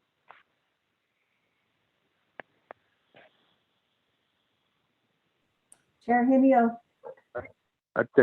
So committee members, what we can do is we could table this action item and then get the questions answered on the virtual call, and also if they're able to come to the Navajo Nation to do presentation, if that's an option that we have, committee members. So back to Budget and Finance Committee, are there any further questions or comments? Chairman Henio, this is Delegate Crotty. Delegate Amber Canospa Crotty, you have the floor. Thank you. We table. I would ask Chair, in terms of CKP, there was a presentation to Resource and Development Committee from a Navajo-owned insurance brokerage, WSP, that could provide similar service to CKP. So if we could ask, I don't know if they're on a contract or if they RFP this type of service. I think that would be something that we should consider if there's Navajo-owned businesses that can provide a similar service. But I did ask Mr. Brent Wanika for some additional information, but it sounds like this all goes through Department of Agriculture. Chairman Henio, I'm not sure, would you have any information on the status of WSP Insurance Services or any of that insight? Thank you. The information I have regarding the CKP is that President Nez re-signed the contract for another 2 more years. So the Navajo Nation is under contract with CKP for up to 2022 next year, the end of 2022, I believe it is. And at the same time, I was on a call from with Resource and Development Committee Friday afternoon, and the insurance provider that you mentioned was WSR Insurance, and they are not Native owned. They are non-Native. As when they did their presentation, that question was asked to them, and they said they are non-Native owned. They just have Navajo agents as their employees, as far as the responses of WSR Insurance. Okay, Chairman, thank you for that clarification. That's important. If there's no other questions, I can table the request and next meeting. Thank you, Chair. Or I can make the motion. Thank you. Chair Henio, Chair. Another comment. Chair Henio, this is Delegate. Okay, hold on, Shananta. So back to just to get clarification, Shananta, Delegate Amber Canospa Cartier. All I heard was a motion, and it was a motion to do what? Chairman Henio and My colleagues, I did question. hear Delegate Begay with the question, so I'll withdraw my motion and see if there's any questions. Thank you, Chair. Christina, thank you for that clarification. Though back to the floor, Budget and Finance Committee, I think we are Delegate Elmer P. Begay on the line. So Sunanta, Delegate Elmer P. Begay, you have the floor. Okay, Chair Henio, other members of the Budget and Finance Committee. I have a question. I think it might be a question a legal question to Dana, Chief Legislative Counsel. I heard that the CKP Insurance has a contract for 2 years. Is that legal for having insurance to have a contract with the Navajo Nation? All the others that I know, they don't go by contracts.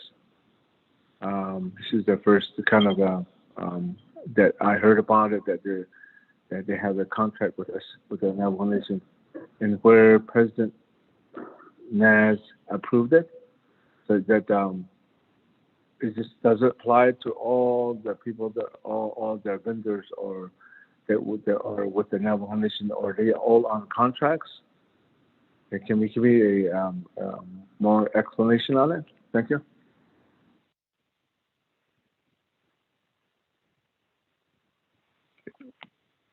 Sunanta, thank you for that question. Delegate Elmer P. Begay. This question is directed towards Ms. Dana Barboff. Are you on the line still with us, Ms. Barboff?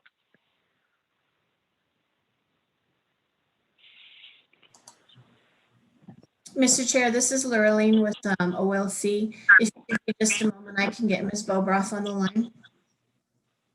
Okay, we'll wait.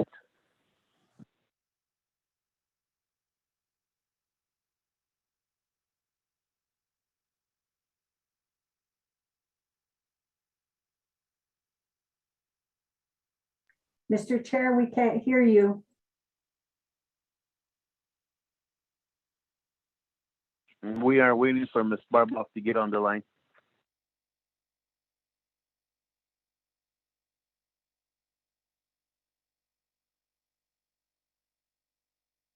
Chair Henio, there was a question about the budget schedule. I can refer you to that.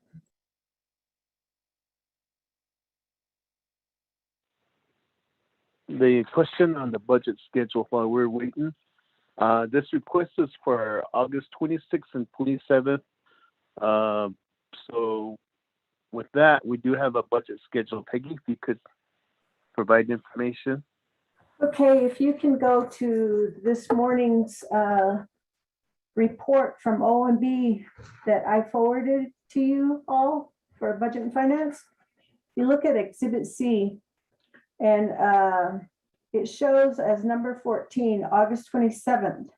Legislative Council is the one that issues the 5-day comment for the legislation, for the comprehensive budget legislation. So the Budget and Finance Committee, depending on which days you choose, or if you decide to have your budget hearings the 19th through the 25th, you wouldn't be having any conflicts in your schedule. Thank you for that Yeah. clarification, Peggy, on that. Yes. Ms. Dana Barboff, are you on the line?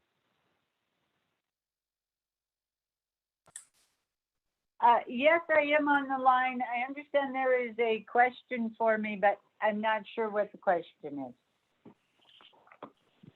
Okay, back to Delegate Elmer P. Begay. Ms. Barboff is now on the line, and she is ready to listen to your question. So if you would restate the question. Good morning, Mrs. Barber. This is Delegate Elmer P. Begay. I have a question regarding the CKP insurance. Understanding that they have a 2-year contract with the Navajo Nation, and I was asking if it was legal to have an insurance company have a contract with the Navajo Nation, And if it is, are they the only entity or one of the, or part of it, they're part of it, or they're investors to Navajo Nation too? Or they all have to have a contract with the Navajo Nation? And how many of these vendors are like that with the Navajo Nation that have contract with us? And as far as we know, the understanding that President Naz signed the contract with them. So is it legal? Maybe can you do some clarification for us for my understanding? Ms. Barber, thank you. Thank you. Thank you, Delegate Begay, Budget and Finance Committee. For starters, having multi-year contracts is not a unique is not unique. There are many vendors that have multiple year contracts. They're all dependent on funding. As far as CKP's contract with CKP, that contract was first put in place a good, I'm just guessing, 4 or 5 years ago. That was done by, I believe, I'm willing to be corrected, but it was done with some form of RFP. It was done by the Division of Natural Resources under the Department of Agriculture. However, one of the things that was, as I recall, was found out during that process was that CKP was almost had to be sole source because to provide the type of insurance that CKP provides to the nation, if you remember back, that insurance under the Farm Bill through the U.S. Department of Agriculture, and to provide that type of insurance, you have to be registered, and I think the term is certified, but you have to be registered with the U.S. Department of Agriculture, and you have to provide all types of insurance that the Department of Agriculture offers, including that offered under the Farm Bill. And it turns out that CKP, there's only about, if memory serves me, I know there's like less than 10 insurance companies across the United States that are registered with the Department of Agriculture and thus available to provide the type of pasture range forest insurance the nation has. And it turns out CKP is the only one who has any Navajo experience or exposure. So I do not know the process to renew CKP's contract, but that certainly is something that the Department of Agriculture can report on. Most insurance contracts go through the Navajo Nation's Insurance Commission and through the Navajo Nation's insurance program, which is in general services. And most of those are set up on a 3 to 5 year process. As far as I'm aware, all of those entities do have contracts. So at this point, I hope I answered your question. I at least shared everything I can think of. If we need to do further research or such, we can certainly do that. Thank you, Chair. Thank you, Delegate Begay. Okay, thank you, Dana, for that response. So back to the question requesting for off-reservation travel. Are there any further questions or comments, committee members?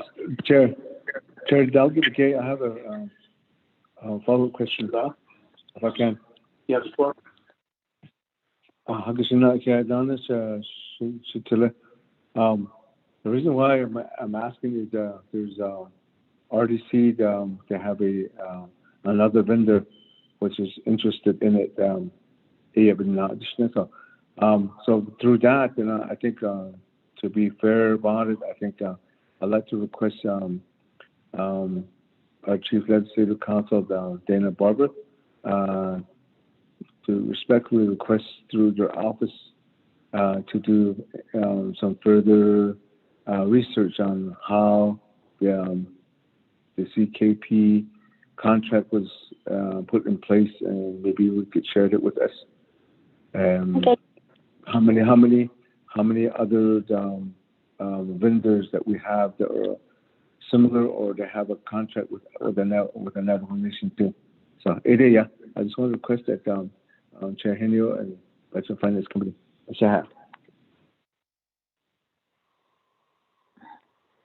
Okay, Ms. Barba, did you get that request? Yes, we did get that request, and we will look into it.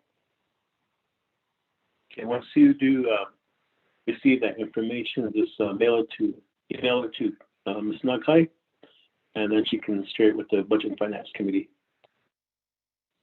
Will do. Thank you for that. So back to the off-reservation travel request. There is a motion and second. Are there any further questions or comments on this request?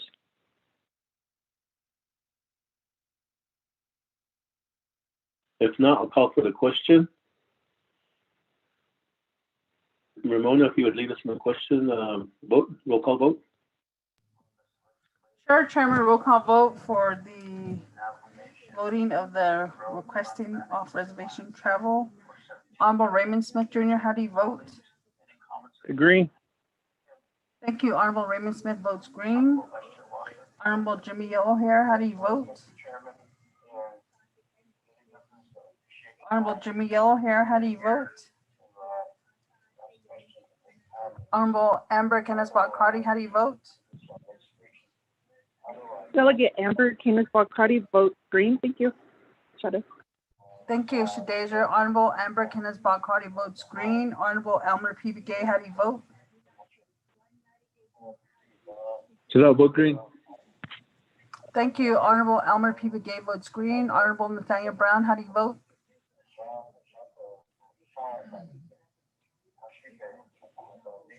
Honorable Nathaniel Brown, how do you vote?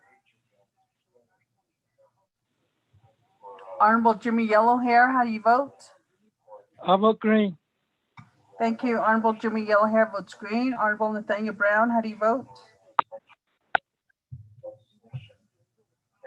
Honorable Nathaniel Brown, how do you vote? I vote green. Thank you. Honorable Nathaniel Brown votes green. Chairman, we have 5 members voting in the affirmative, 0 opposing, and Chairman not voting. Chairman? Thank you, Ramona, for that roll call vote. We do have a due pass on the authorization travel request with a vote 5 in favor, 0 opposed, Chair not voting. Okay, with that, let's move on to the next item on the new business agenda, which is legislation 113-21. Ashnata, Delegate Herman Daniels Jr., are you still on the line with us? Mr. Chair, yes, I'm here. Good seeing that. With that, Peggy, if you would read the legislation to the record for us. Okay, Chair, let me look it up on the, let's see, I did send it to everyone this morning. Let's see, hold on a second, please.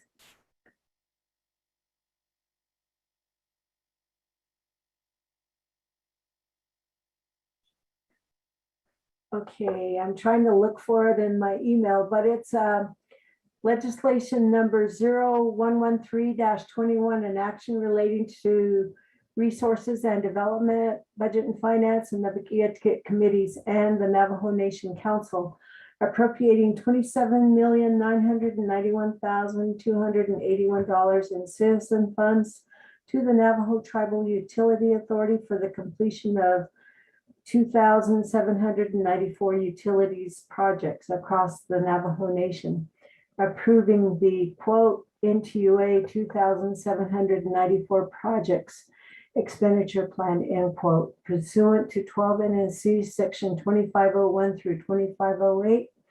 And this is sponsored by Herman M. Daniels Jr. and Seth A. Damon, council delegates. Mr. Chair, and there is, and I sent the legislation out this morning, and it does have the committee report from the Resources and Development Committee, and there was let's see, a due pass with no amendments, and so that was the committee report, and there were no comments on the Internet Public Review summary sheet. That ends the reading of the legislation. Okay, thank you for that reading, Peggy. Chantal, Budget and Finance Committee, is there a motion to accept this agenda? Yellowhair, motion. Chantal, Jimmy Yellowhair, motion. Is there a second?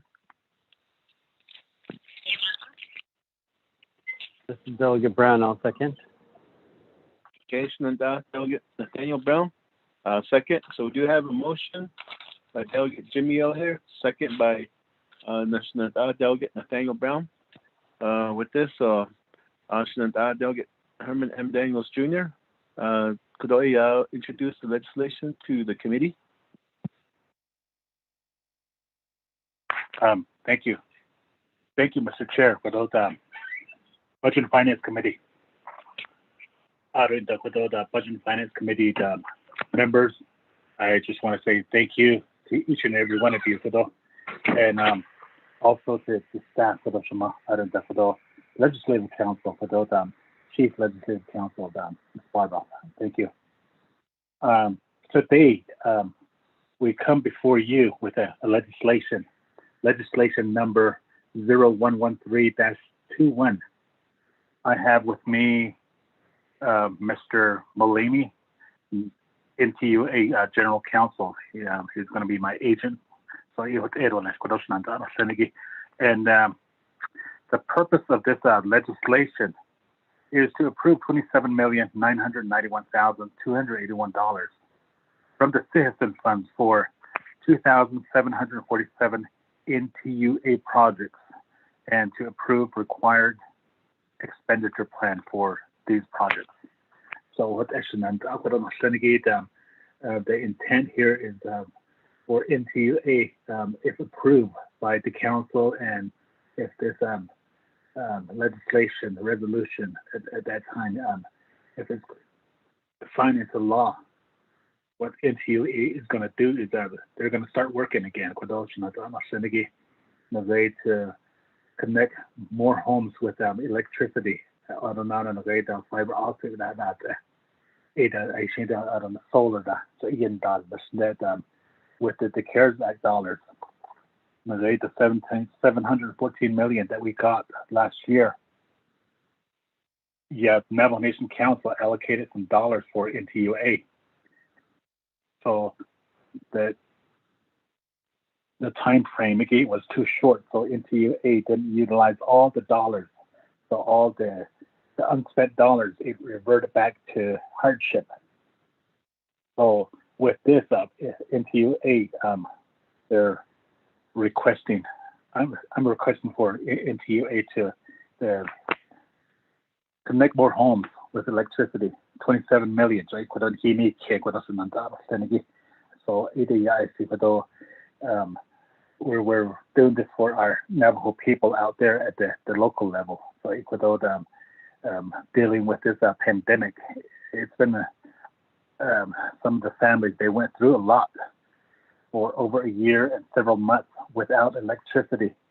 And some of the COVID-19 recoveries and they really need electricity because some of them they're taking medications and some of those medications requires the coolers refrigerators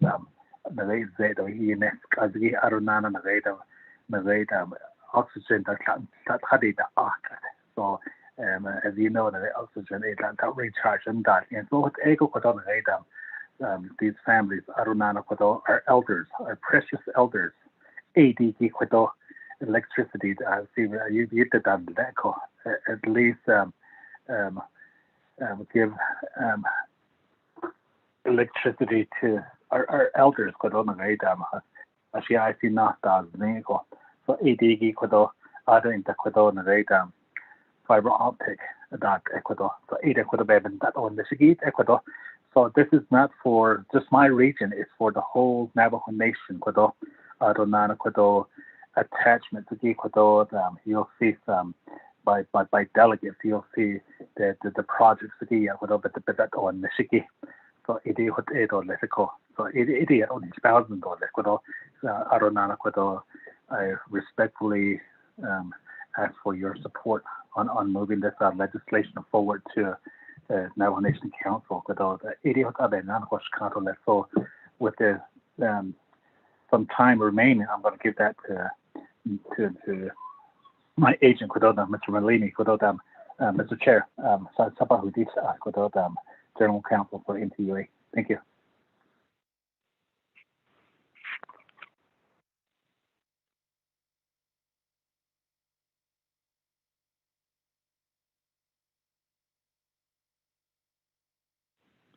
Mr. Chair.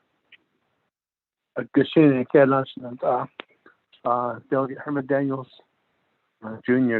providing information on this legislation. With this, we do have a motion and a second. So the floor is open for questions from the Budget and Finance Committee.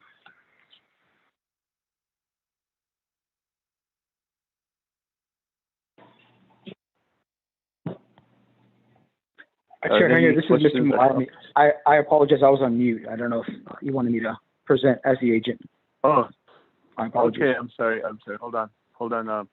We do have an agent that wishes to provide a presentation. So, Arash, you have the floor. Yes. Thank you, Chair Henio and members of the Budget and Finance Committee. Chair Arash Nathan Wyoming Initiative, Tohailini Initiative, Persian Clan Dashishi Kia Ani Dashiche, Persian Clan Dashinali. First off, thank you for giving myself and Delegate Daniels a little bit of time to present on this proposed legislation to the Budget and Finance Committee. As Delegate Daniels mentioned, this is an opportunity for NTUA to start working during this construction season on lighting up families with electricity, providing water lines and septic systems and wastewater systems to Navajo homes, and working on other broadband projects to provide services to our Navajo people. So with this project right now, through the CARES Act, the nation passed through legislation CJY-6720 and CN-8920. NTUA was able to connect 737 families, Navajo families and homes, to the electric grid last year. What we did is, as part of that 737 homes that we connected on Navajo, we actually partnered with other utility providers on Navajo. And I'm speaking about, Continental Divide Electric Co-op, Jemez Mountain Electric Co-op, Socorro Electric Co-op, and Arizona Public Service Company of Arizona. And through partnerships with them, what we did is, as you may know, NTUA doesn't service the entire Navajo Nation with electricity. There's other providers. So we essentially treated them as contractors for NTUA. They had a list of homes that they knew, families that needed electricity. So we used the money from our allocation of the CARES Act, and we essentially contracted with those other utility providers to light up Navajo homes. And we thought it was a great initiative. Through that initiative, we were able to connect 54 homes of other utility providers through the funds that were given to NTUA from the Navajo Nation. I just wanted to highlight that, we're trying to collaborate with other utility providers, and CARES Act and working with the other providers was a great example of that. And our intent and our expectation is to continue that relationship and continue that methodology so that we can, work with, other providers with the goal of connecting Navajo homes with electricity. So as part of the legislation, one of the key components of the legislation is really, we want to, we know that through the CARES Act, one of the biggest challenge was time. It wasn't, at least for NTUA's purposes, the nation was gracious enough to provide NTUA funds to connect families with with utilities, but our biggest challenge was timing. And we learned that, with these projects and with certain types of funding, it's important not to lose out on any time. So right now we're actually in construction season. It's warm outside, there's longer days, and this is what in the, utility industry, this is considered construction season, where you build the majority of your projects. And once we get to October, November, December, that's off season, where the days are shorter. You have weather conditions that make it more difficult to build. So talking to Delegate Daniels, we thought, this is an opportunity for council and the nation to fund certain projects on the Navajo Nation and, be able to build and not lose out on this construction season. So with that, we prepared a list of projects that we thought we can complete in a short period of time. And that is part of the legislation as far as the projects are concerned. So with that, NTUA had a expenditure plan for electric connections and electric capacity projects. So we believe that we can connect with the funds. We believe we can connect 420 families and homes on Navajo with electricity. And one of the questions that was brought up on electric capacity projects by RDC is, let's focus on connecting families to the electric grid and, capacity projects. Do we really need to spend as much funds on electric capacity projects? And I explained at RDC that the electric capacity projects are very important. With the increased load, because, we have workers and children working from home and doing school from home through virtual learning. They're doing Zoom meetings, WebEx meetings. We're doing telehealth through the internet, and we're going to be, most people are at home longer. They have longer days at home, and they use electricity at home. So with the additional connections that we were able to do, the additional 737 connections, the additional water projects we built, the wastewater projects we built, the broadband projects we built, there's an additional load on our system.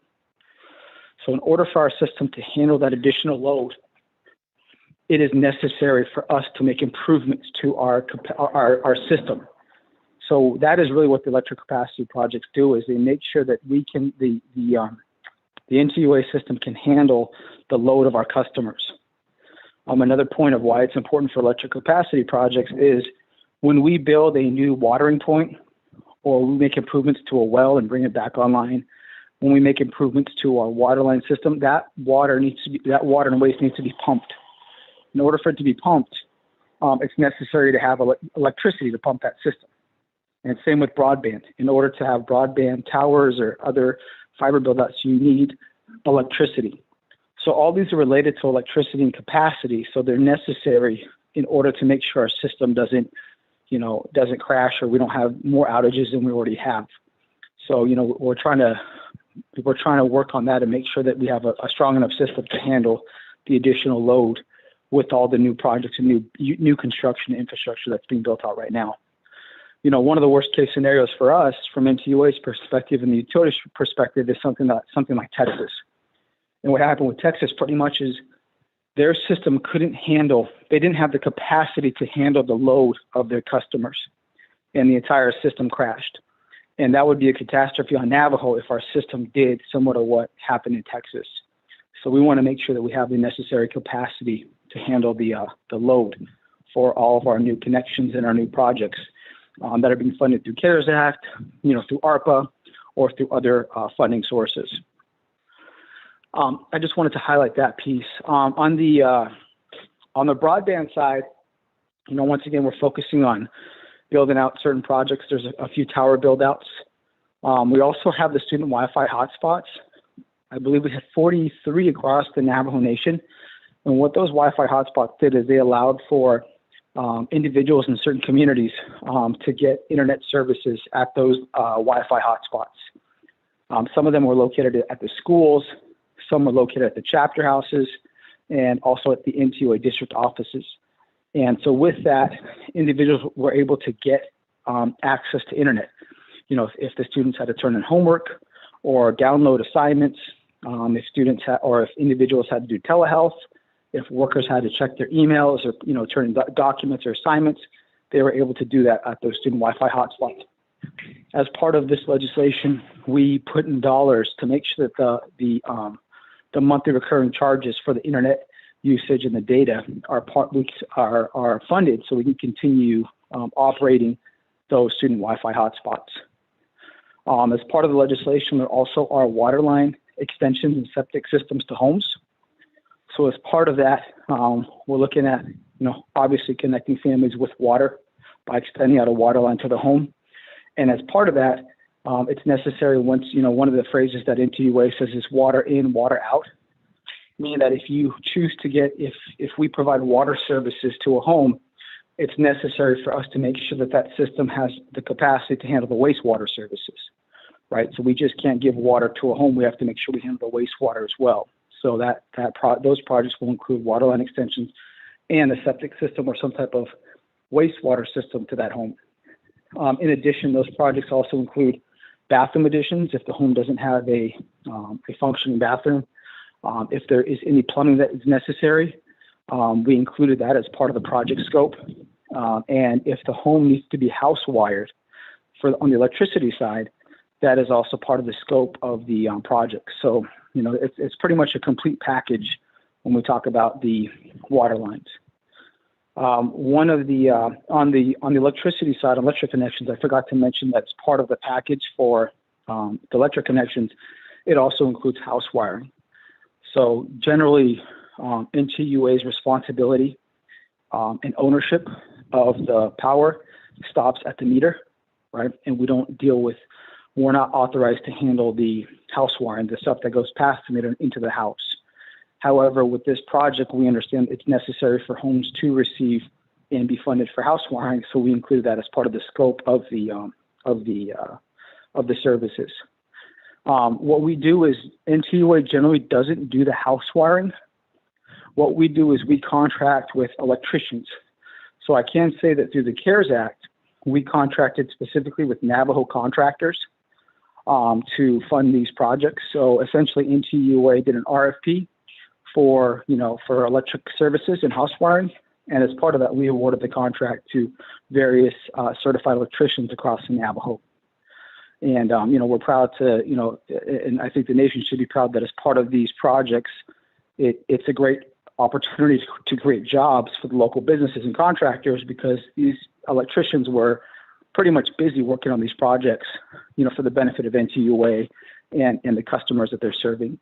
So I think it's a great story for, job creation as well in Navajo. With that, there are a few wastewater projects as well within the expenditure plan. And as Delegate Daniels mentioned, the total expenditure is approximately $28 million. Now, I will say just for clarity and for, in transparency that some of these projects, especially under the broadband section, are related or are part of the 110-21 legislation. So when we originally did this, the focus was to complete certain projects, kind of the short-term projects.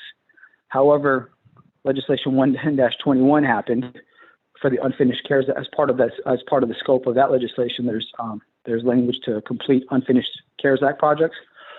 So it's a possibility that some of these projects may be covered under the 110-21 legislation. I also did want to mention too that, this, it's a bigger, I think we have a meeting tomorrow about the 110-21 legislation, electric projects. So that's something that I'll just wait to talk about until a later time. But you know, the main goal of this legislation really was to start building projects for the benefit of our Navajo people. We're losing out on a construction season, and we just know how important timing is for these projects. So if there's opportunities for funding, you know, NTUA will get its workforce mobilized and make sure that these projects are built in a timely manner. You know, we expect to, you know, ramp up construction as soon as we receive funding. I will say that we are building out some of these projects already. As an example, in anticipation of ARPA, in anticipation of any other funding sources, NTUA has connected 57 Navajo homes to the electric grid, and we'll continue to do that. However, with these legislations, we're able to ramp up our workforce and make sure that they can run essentially, you know, what we end up doing is they work pretty much, you know, Monday through Sunday, unfortunately, but, you know, it's necessary. So with that, I just wanted to, you know, that kind of gives you a general idea of the legislation. During REC as well, there was questions about whether fees can be paid for through this legislation. So for NTUA, for general services, if a customer comes in and they want to receive electric services or water or wastewater services, there's something called an establishment fee, and that fee is $10.60. There's also a meter security deposit of $25. And at RDC, there was a question as to whether this legislation can cover those costs. Now, my understanding, and I'm not, this is only from NTUA's legal opinion, is that this is a CHSN legislation. So I don't believe the CHSN legislation covers these types of fees. My understanding is the CHSN legislation covers only for these projects, only construction and utility infrastructure. So I just wanted to make that note as well. But with that, that's pretty much concludes my presentation. I stand open for any questions to be asked. Thank you.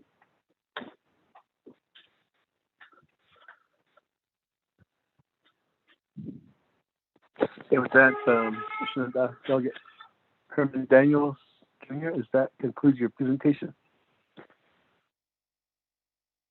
Mr. Chair, yes, that will conclude our presentation on this 0113-21 legislation. So we stand for questions, Mr. Chair. Thank you. Dr. Shane and Kayla, thank you for that. So right now, I'll do the over to the floor Budget and Finance Committee. Are there any questions or comments, Shananta?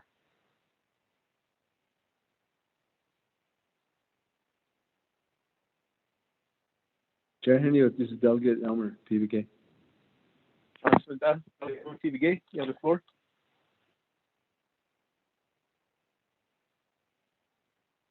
Akashindo, Titulit, Chair Henry, and members of the Budget and Finance Committee.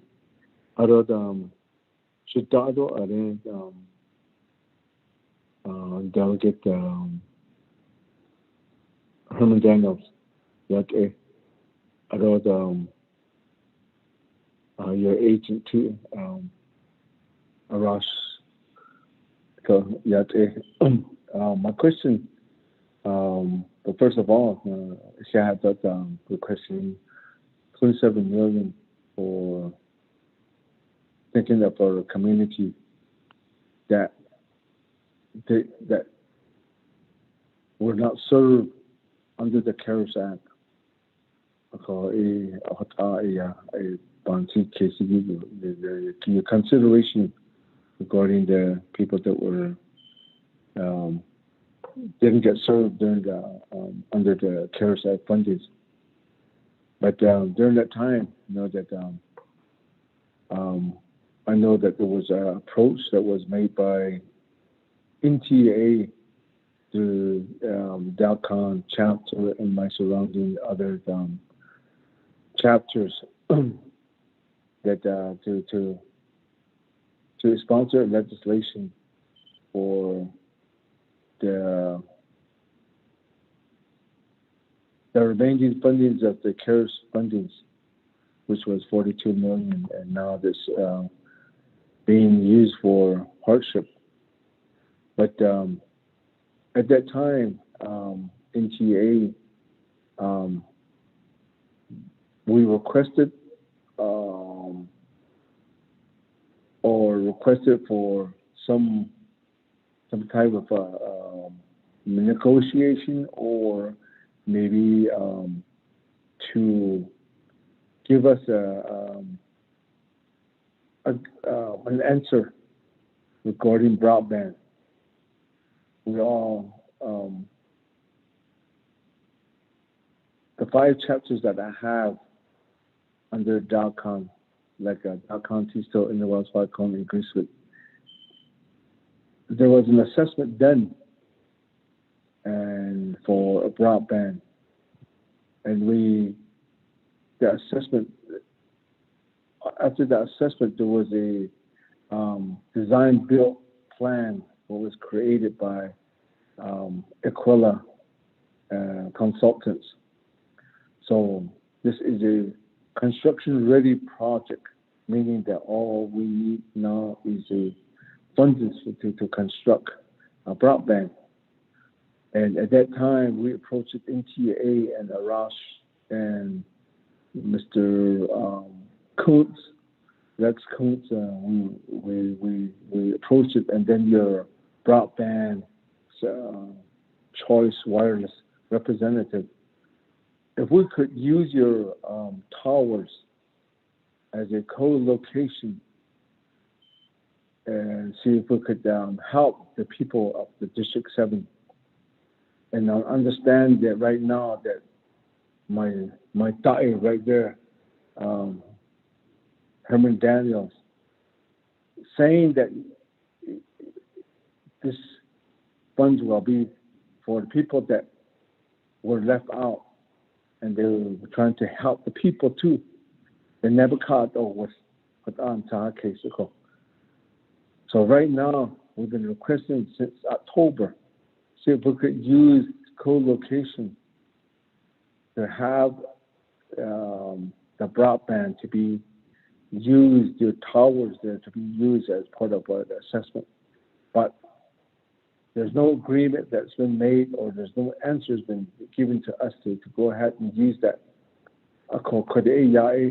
We're saying that the Nebuchadnezzar was actually, let's work together and try to provide service to the people right now, but NTA are not agreeing to that.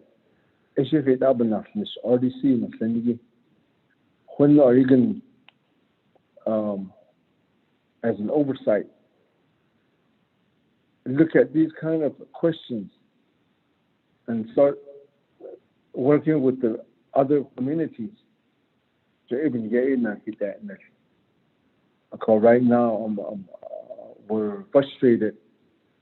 Right now we're at the point where we can get some funds for broadband. It can be going through ARPA funds or through NTIA. But we're still going to have at the end of the day, we're still going to have how we're going to have a agreement to use the broadband or the co-location of these towers for NTA. I've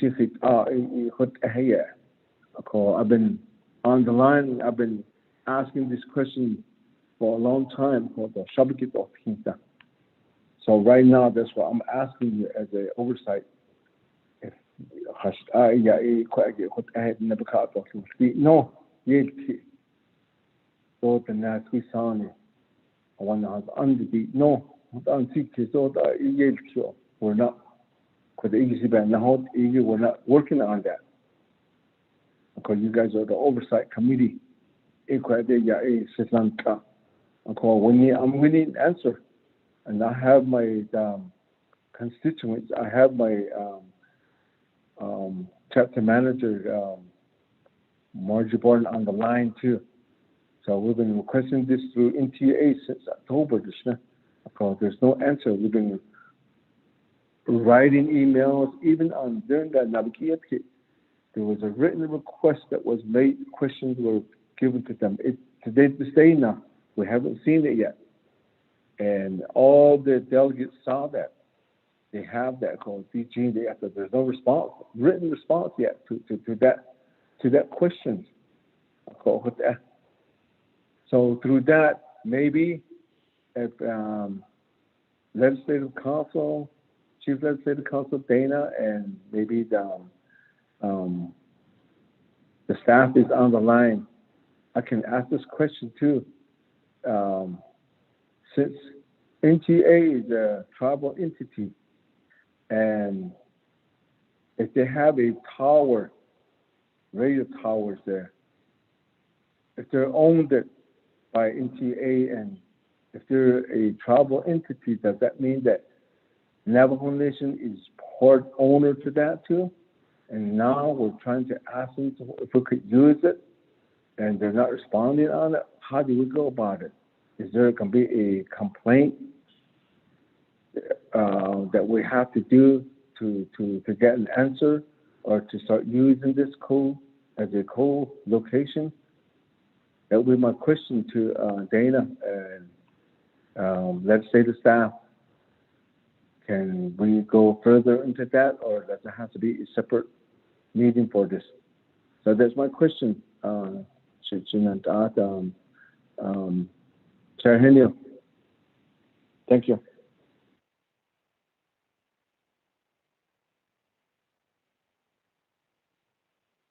Thank you for that question, Delegate Elmer PBA. I defer back to Delegate Herman Daniels for response. Yes, thank you, Chair. Thank you for this opportunity again. Without late going before being asked today. To questions that were posed by Delegate Elmer Begay in regards to broadband, co-location agreements about I'm going to refer those questions to my agent, Mr. Malemi, Mr. Chair.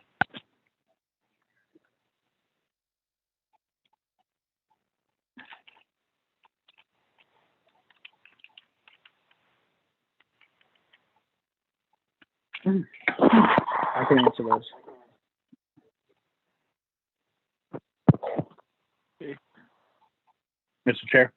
Can I? Mr. NTUA, do you have a response? Yes, Chair. Chair Henio and Honorable Delegate Elmer Begay, thank you for the questions and the concerns. And, if necessary, and I think it's necessary to probably meet, I can set aside time with our team, right after this call to discuss, what is necessary. Listen to the team. I know that we did meet, the technical team did meet with the Aquila, and we did have a meeting in person that I attended that, we're trying to get some direction on how to handle it, but maybe a call or a meeting afterwards to discuss what's necessary, I think would be helpful. I will mention that, as part of the co-location, as far as from NTUA's, legal perspective in dealing with the broadband and tower issues, as far as co-locations on the tower, NTUA is required to be non-discriminatory, meaning NTUA by law, by our federal funding sources and local funding sources, is required that if we have space on a tower that we've built and we have ownership over, we have to provide co-location to entities. So, for the NTUA and for the Navajo Nation's benefit, it's beneficial for NTUA to have co-locatees on the towers. Increases revenue. It also, the nation gets certain fees from co-locations. They get certain tax dollars from co-locations. So, it's beneficial for all parties to do co-locations. So I have to see what the issues are there. But one of the things that might, at certain locations that are more popular or more heavily populated, is each tower only has a certain amount of space that it can use for co-locations. Generally, most towers that NTUA has, we can co-locate up to 3, usually 2 and up to 3 co-locations on those sites. And that's just because of the actual space that is allocated on the tower per FCC guidelines and other guidelines of what is usable space for co-location and equipment. So of course, if there's no space in the tower, then it's not a possibility. However, I don't know if that's a circumstance with this, but we can definitely get offline and have a better dialogue with NTOA and NTOAW to resolve any issues. I'm sorry to hear about these issues, so we will resolve them. Thank you.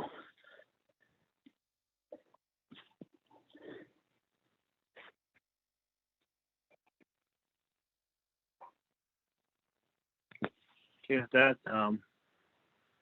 committee members, are there any further questions or comments? Yeah, Chair Henry, Dr. again. This is Delegate Brown with questions. Okay, back to follow-up, Delegate Elmer P. Begay, and then back to Delegate Nathaniel Brown. Okay, Chair Henry, and other Citado, Delegate Daniels, Chair, Ross, thank you for your response. But so many times, that we say that we're gonna do a meeting outside, but we've been waiting, and there's even like I said, there's questions, there's letters given to you. So I don't know who is responsible to respond back in a written with written response. I thank you for that. So we're going to have maybe the set meeting with your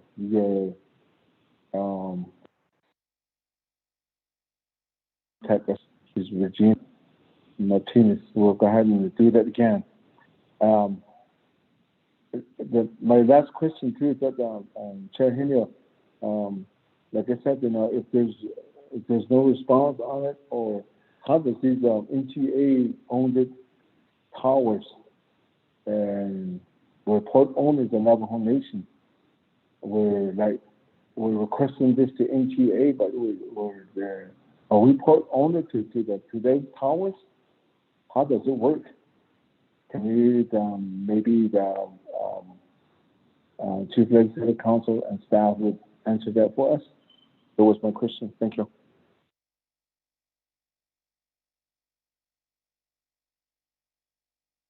Again, Delegate Elmer P. Begay, Delegate Nathaniel Brown, you have the floor. Thank you, Chair, and thank you, Budget and Finance Committee. My question is to NTOA. I know that there's a lot of projects from the CHSN funding. Well, if this is granted, I'm specifically asking about the Kayenta El Capitan Powerline project, and then there's a Chilchimbito Down Trail. If this is funded, then these specific projects, will they be made available for other projects? So if you can respond to that, and I know that there was the Kayenta wastewater treatment plant that we were planning, and there was funding from the CHSN dollars also. So are those, when will you get to work? What is your manpower at this point, the capacity of NTOA to expend these in a timely manner? So if you can, those other CHSN funding, if you can let me know. Thank you.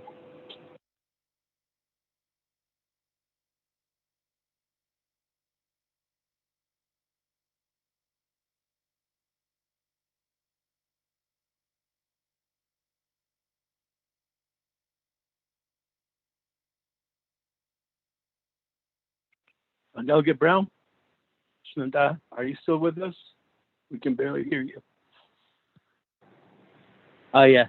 Did you hear my question?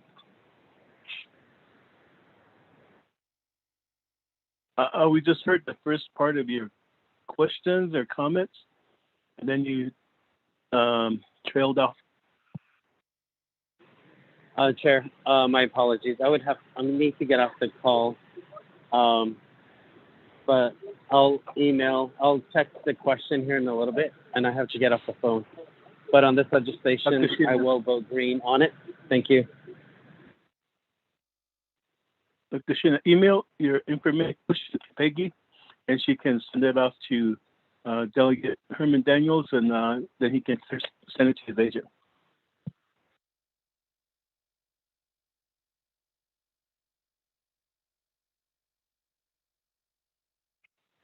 Back to Delegate Herman Daniels Jr. And through your agent, there was a question from further follow-up from Delegate Elmer P. Begay. And then of what we can hear from Delegate Nathaniel Brown. Yes, thank you, Mr. Chair. I don't know Budget and Finance Committee members out of staff in regards to some questions by Delegate Brown regarding the LCAP 10 project and also the Chilchimbito as a project. Those two questions, and also question from Elmer Begay. I'll refer those questions to Mr. Malini. Thank you, Chair.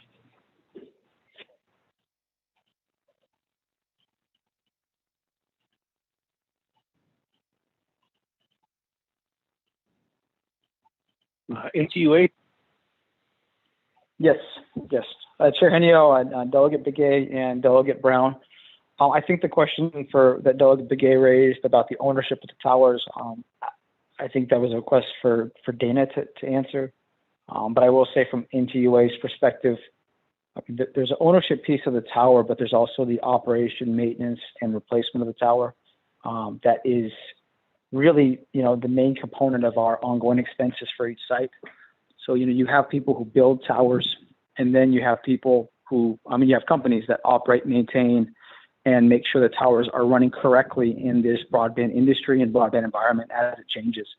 So NTUA, in that respect, as a utility provider, we do both. We build the towers, and then we also do the operation, the maintenance, the replacement, making sure all of our permits and regulations are followed, and making sure these towers are safe for the public and the community, all while the industry changes. So, I won't answer the question as far as ownership, but I think there's many components of what goes on in the operation of the towers overall. As far as Delegate Brown's question, I will follow up with Shannon Burnett and the NTUA Electric Department on the El Capitan and the Chilchimbito power line projects. I don't have the answers to those. I'm not familiar with those projects enough to give a report on them, but I will have them give you a written report on those two projects and how this legislation will or will not affect the timing of those projects. As far as manpower and resources for NTUA to build out these projects, we have the manpower, we have the resources in place. So as an example, what we've already done as far as in this one, there's a solar unit component as well, I believe, for this legislation, but I have to double check. The off-grid, so in anticipation of all of these different funding opportunities, NTUA has already RFP'd out services that are necessary and that we think we'll need outside help with. So for example, with the off-grid solar units, NTUA has already prepared the engineering and the assessments for the request for proposal. And we already have a product that we intend to solicit. And that RFP has already gone through the process, and it's been, it's actually an advertisement right now on the streets for people to respond to. And then once that's done, NTUA will review them and then award the contract to whatever vendors that are appropriate. We did the same thing. We have an RFP already out for electricians, and we've pretty much closed out that RFP. So we're ready to hire these outside vendors and contractors to help us do the work.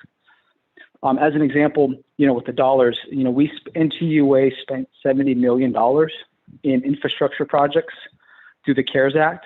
And we had about 4.5 months to build out those projects from the time the legislation was approved. So that was $70 million we spent in about 4.5 months. So this legislation is $28 million. So it's less than half of that. It's almost a third of that. And we expect to get, if we are awarded these funds, we definitely have the manpower and resources available to us to build out these projects. Thank you.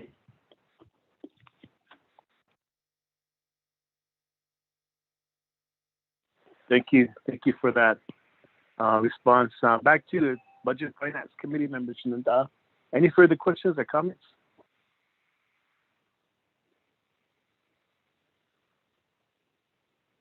I'm not hearing any requests Chair to Henry. speak, so, Can I ask a question? Vice Chair Das, you'll get, Elmer, please get.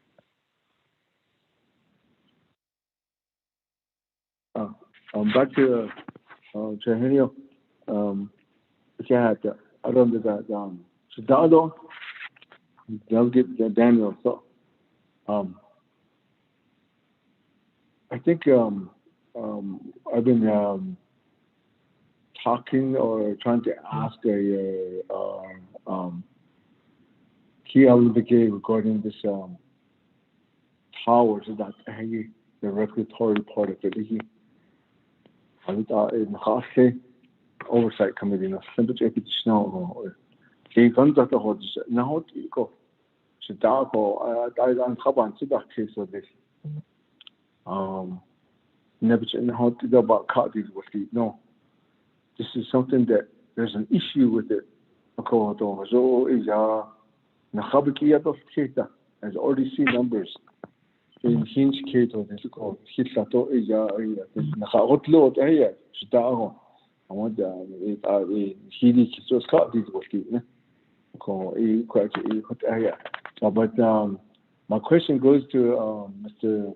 Maloney. My request would due to your office is that I know that a lot of my constituents that are on fixed income, especially with the people that are living in NPL and XPL, hopefully petition land and level petition land areas, they're on fixed income and they're under this jurisdiction and under a restricted area where Hopi has to come out and do a tally, and then also they have to inspect their home if there's any repairs are made or anything like that. So they're under that, but they live in the very remote areas too, way away from chapters or the main power lines, the main road. They're away from there. So right now they're on fixed income. I know they came out to your office to request for solar, but it's too much for them. That $98 a month. And so if we could, there's some other, like for example, native renewables. They're native owned solar insulators. So if you could hire them, is it can be a way that you can be a sub-recipient to your company? Can it be not under your or your other vendors that does the solar installation? So can you allow some other vendors to get as a sub-recipient to your company? Can it be allowed under this CSN funds? That would be my question.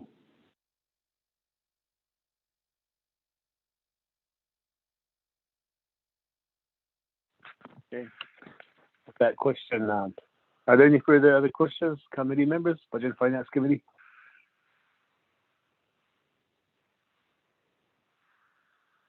If not, I'll defer back to Senator Delegate Herman Daniels Jr.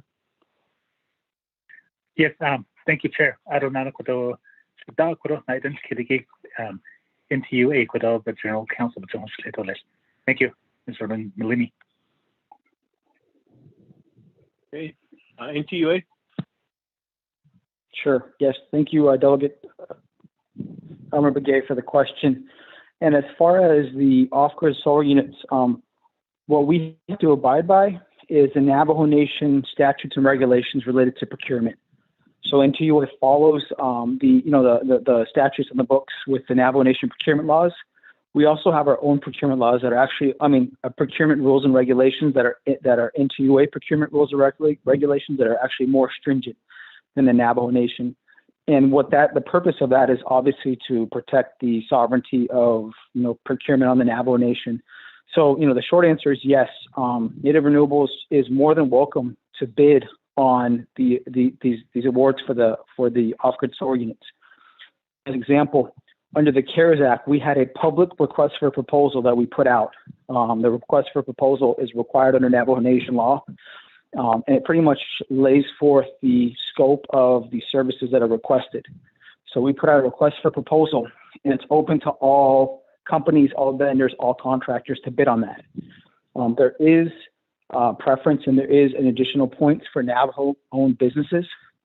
So I just wanted to mention that as part of the CARES Act procurement for off-grid solar units, we did have one Navajo company that we awarded the contract to.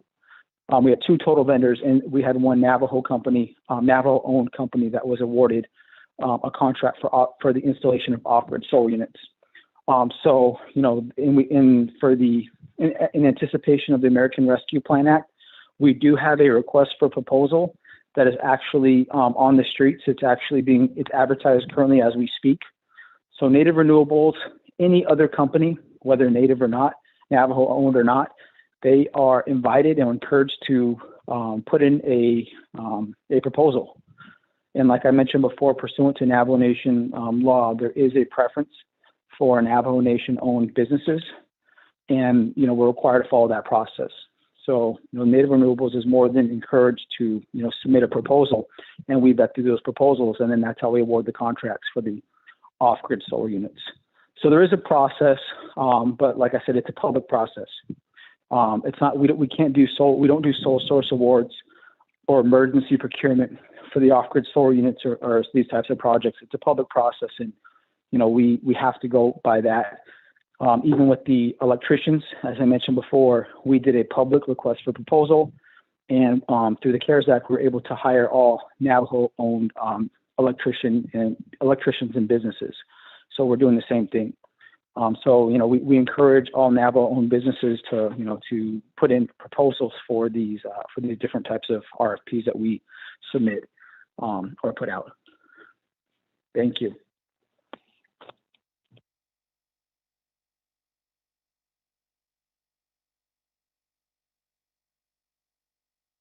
Thank you for that response. Thank you for that response. So back to Budget Finance Committee. Any further questions, comments? Chair Henio, this is Doug again. Yes, sure. Now you have the floor again.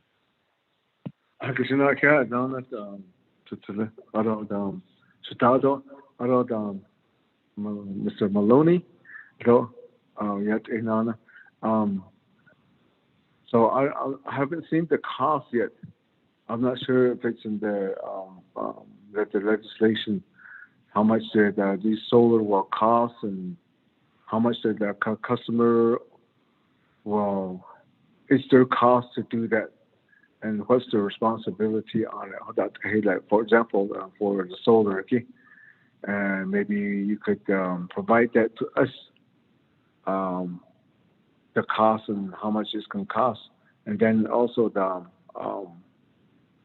the reason why is that this is CLSN funds. This is a Navajo Nation funds, and I know that NTA says that we're a non-profit organization. We're not there for profit, but you guys are making profit out of it. So at the end, even with their CARES funds, at the end, the people today they're asking that, you know, we didn't get help. Where did all the money, the $714 million went? And we all know that most of the over $162 million went to NTA. And today people are still in need of help, and you still need more money to do that. So somewhere people are where this funds that was being allocated for people to get help, and somebody's going to making money off of it. Somebody's making profit out there. So that's one of the reasons why I think I'm asking these questions. So maybe if you could share some of these information with us, be upfront with us about the prices, then we could consider that.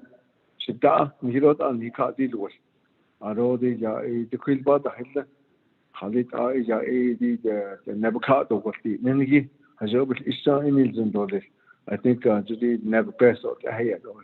oversati shifto edo lifti ne ko jabana di lifti ne gi kagi never caught the with me to ho inna ajo other spots on le ko other ne ka di lo to the bata headline gi steps fee de needle service fee de ne kushi da yi zot that he aren't kushi nani do later that until they can get the service even he ka di lo ta although the job to da ba ani ya haki I don't need to do this. Also, do this. Chair Henio, thank you.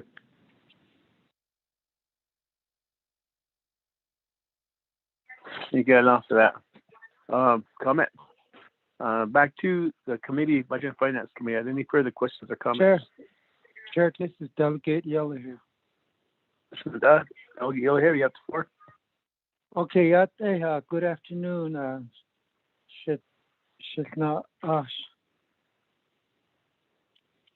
Honorable Mr. Daniel Yate, Alani Tu Yate from NTUA. Thank you very much for bringing forth this legislation.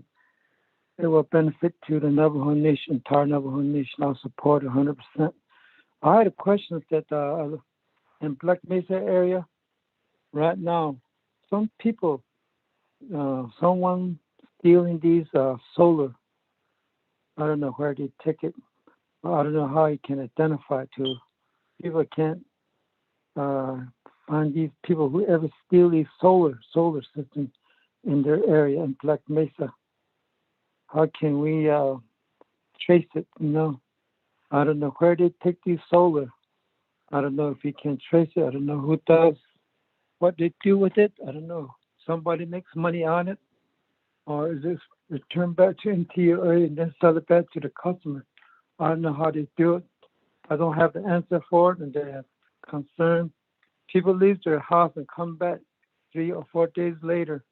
The solar is gone from their place in Black Mesa and around Oak Ridge area and Black Mesa Valley on the north side of the Black Mesa chapter house. So I don't know how you can handle this. There's problems. People steal these solar.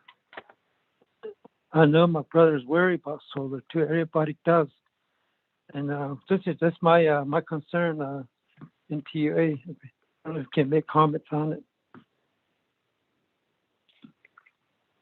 Give the floor back to you, to the chair.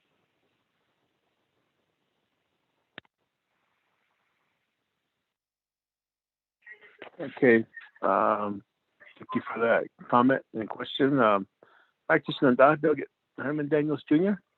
for response. Thank you again, Mr. Chair. Adonana Kwato, Delegate Yella here. I'm going to refer that question to Mr. Malemi. Thank you, Mr. Chair. Mr. Malemi. Yes.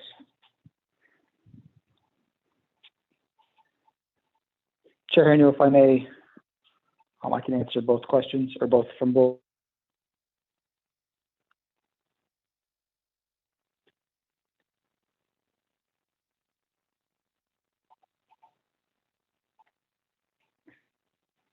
NQA, we're waiting for you. Yeah. Okay. Yeah. Sorry. Oh, thank you, Delegate Begay, for the question, Delegate Yellow Hair. So the first question, as far as the cost of the units, if you're just talking about solar, I just wanted to clarify for the legislation, the CARES Act legislation, NTUA was awarded $100 million total, a little over $147 million to build out utility infrastructure projects. Through at the end of 2020, NTUA reverted and gave back to the Navajo Nation approximately over $70 million. So we paid that back to the Navajo Nation, and that money went to Hardship. And those were projects that we could not build due to the strict timelines. So NTUA spent approximately $77 million on utility infrastructure projects. And then specifically on the off-grid solar units, with the off-grid solar units, I mean, just for your information, the majority of the funds are not kept by NTUA. We actually contract the majority of the work out. So when we do the RFP, the majority of the funds, as far as the inverter, the solar units, the panels, the batteries, we don't build those. We have to contract out with a third party, and that's why we have RFPs out on the street for those. So when we talk about a solar unit, N2UA's staff does not build them. We generally have the contractor install them because it's more of a liability issue that if they're gonna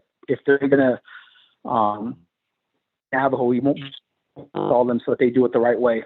So all of that stuff is done by the contractor that we hire through the request for proposal, and not by NTUA. So that's the majority of the dollars. In addition, once again, if that home also, in the majority of those homes, the off-grid solar homes need house wiring. Once again, we hire electricians to do the work, and we don't do them ourselves. We have to hire a third party. That's not normally what NTUA does, as far as house wiring. On the off-grid solar unit, the majority of the cost is not, is actually contracted out to a third party. And I just wanted to, let the team be aware of that, that one piece there. As far as Delegate Yellow, also too, I just wanted to address the question of the monthly fee for the off-grid solar units.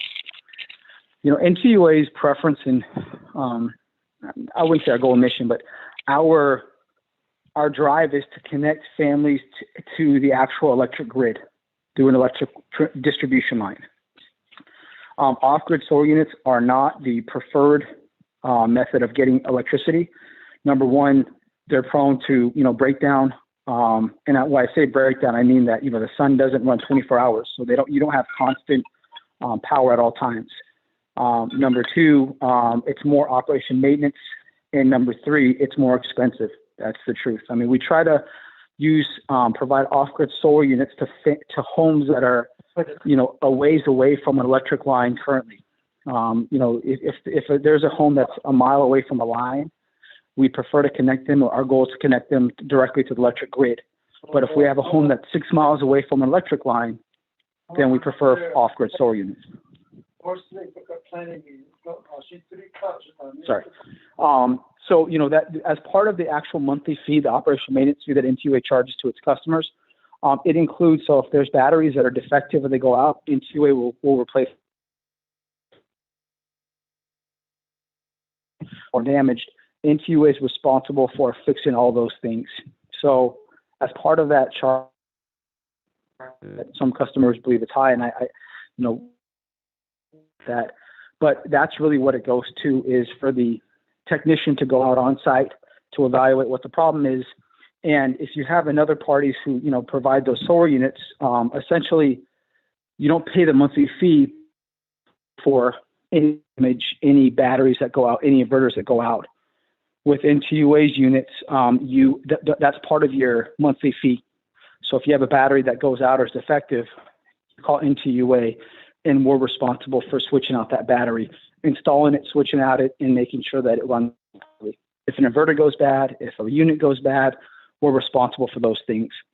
So to look, we have to make sure the units run right, but at the same time, there's a cost associated with operating those units, and that's where that charge goes to. As far as Delegate Yellow Hair's question, I'm sorry to hear about the theft in your communities. I think we have to look to see, number one, if those are NTUA units, and number two, we'll probably have to talk further if they are NTUA units. One thing is there's solar units out there, and some of them, and many of them aren't NTUA. We don't operate, maintain, or service those units, and it's specifically because it's a different technology, and that's not the unit that we. Essentially, we provide services on our own, the units that we, that we solicit, and we'll check to see what we can do with that unit as far as making sure. So we can definitely reach out to you and make sure that we get that information. Thank you.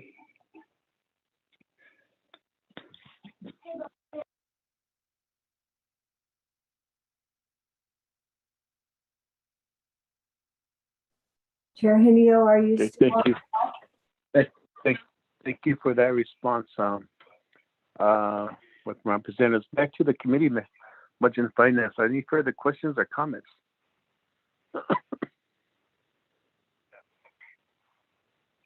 If not, I believe we had enough back and forth so we could call for the question.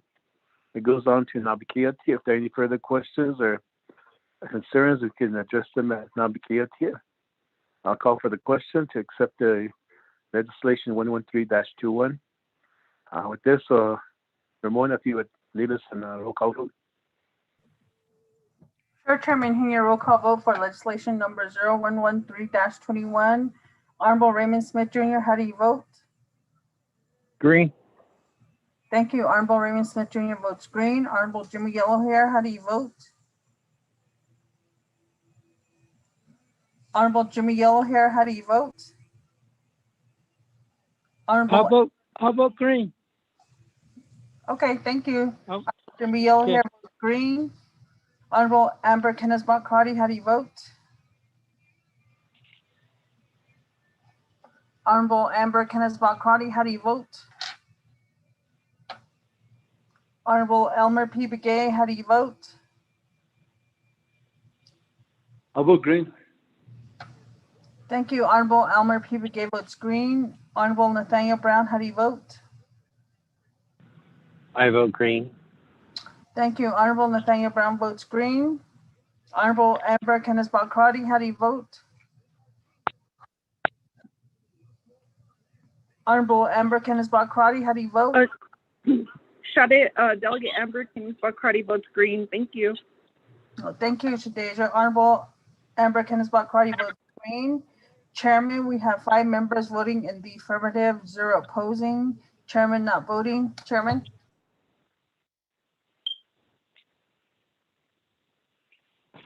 Thank you for that roll call vote. We do have a vote of 5 in favor, 0 opposed, chair not voting. 113-20 receives a due pass. Kaya National Delegate Herman Daniels Jr. and your agent. Thank you. Thank you.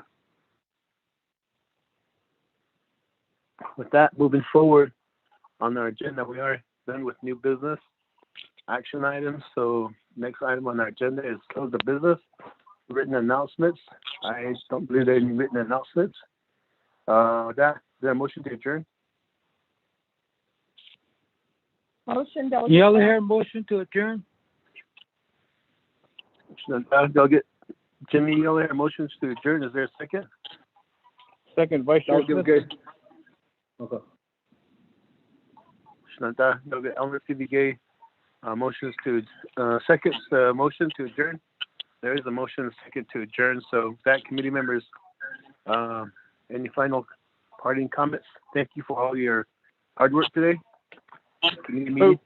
Chair Henry, Vice Chair Smith. Yes, Vice Chair Smith. Please excuse me for the work session. I'll be in the air. Chair Henio. Chair Henio. Can you hear me? Yes, we did be excused. The question to be excused. Chair Henio. Delegate Begay. Yes. Chair Henio, can you hear me? Oh, I can hear you. Okay, I'm not sure if is NTA still on the line?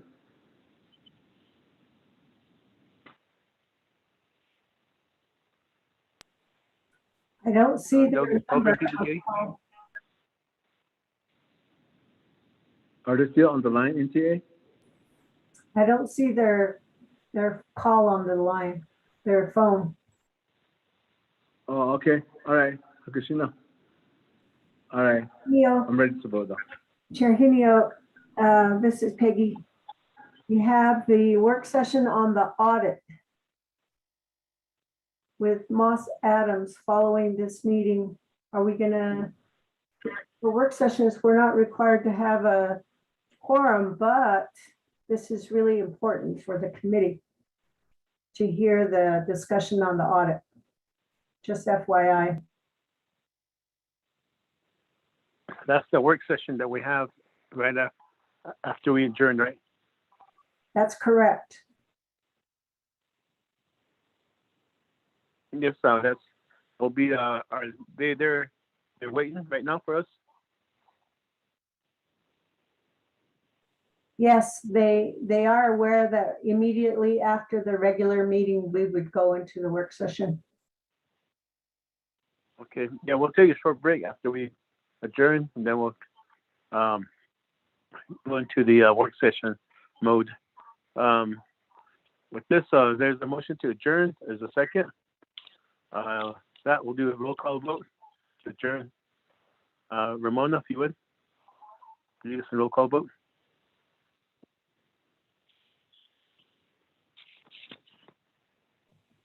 Chairman, roll call vote for the motion to adjourn. Honorable Raymond Smith Jr., how do you vote? Green. Thank you. Honorable Raymond Smith Jr. votes green. Honorable Jimmy Yellow here, how do you vote? I vote green. Thank you. Honorable Jimmy Yellow here votes green. Honorable Amber Kenneth Barcati, how do you vote? Delegate Amber Kenneth-Ball-Carty votes green. Thank you. Thank you. Honorable Amber Kenneth Barcati votes green. Honorable Elmer P. Begay, how do you vote? I vote green. Thank you. Honorable Elmer P. Begay votes green. Honorable Nathaniel Brown, how do you vote? I vote green. Thank you. Honorable Nathaniel Brown votes green. Chairman, we have 5 members voting in the affirmative, 0 opposing. Chairman not voting. Chairman?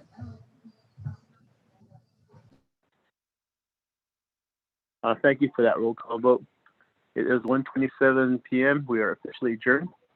The Budget and Finance Committee. We do have no work session scheduled after this call is over. So, Peggy, what time was the work session scheduled for?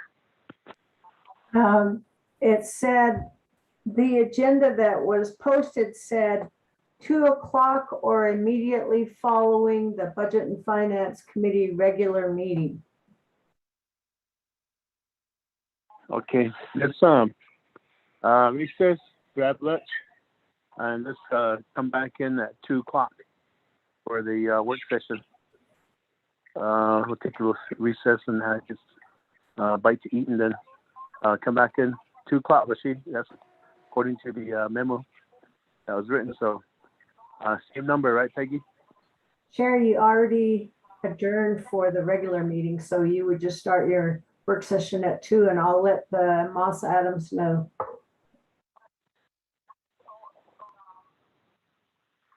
Yes, let them know that we'll be starting the work session at 2 o'clock.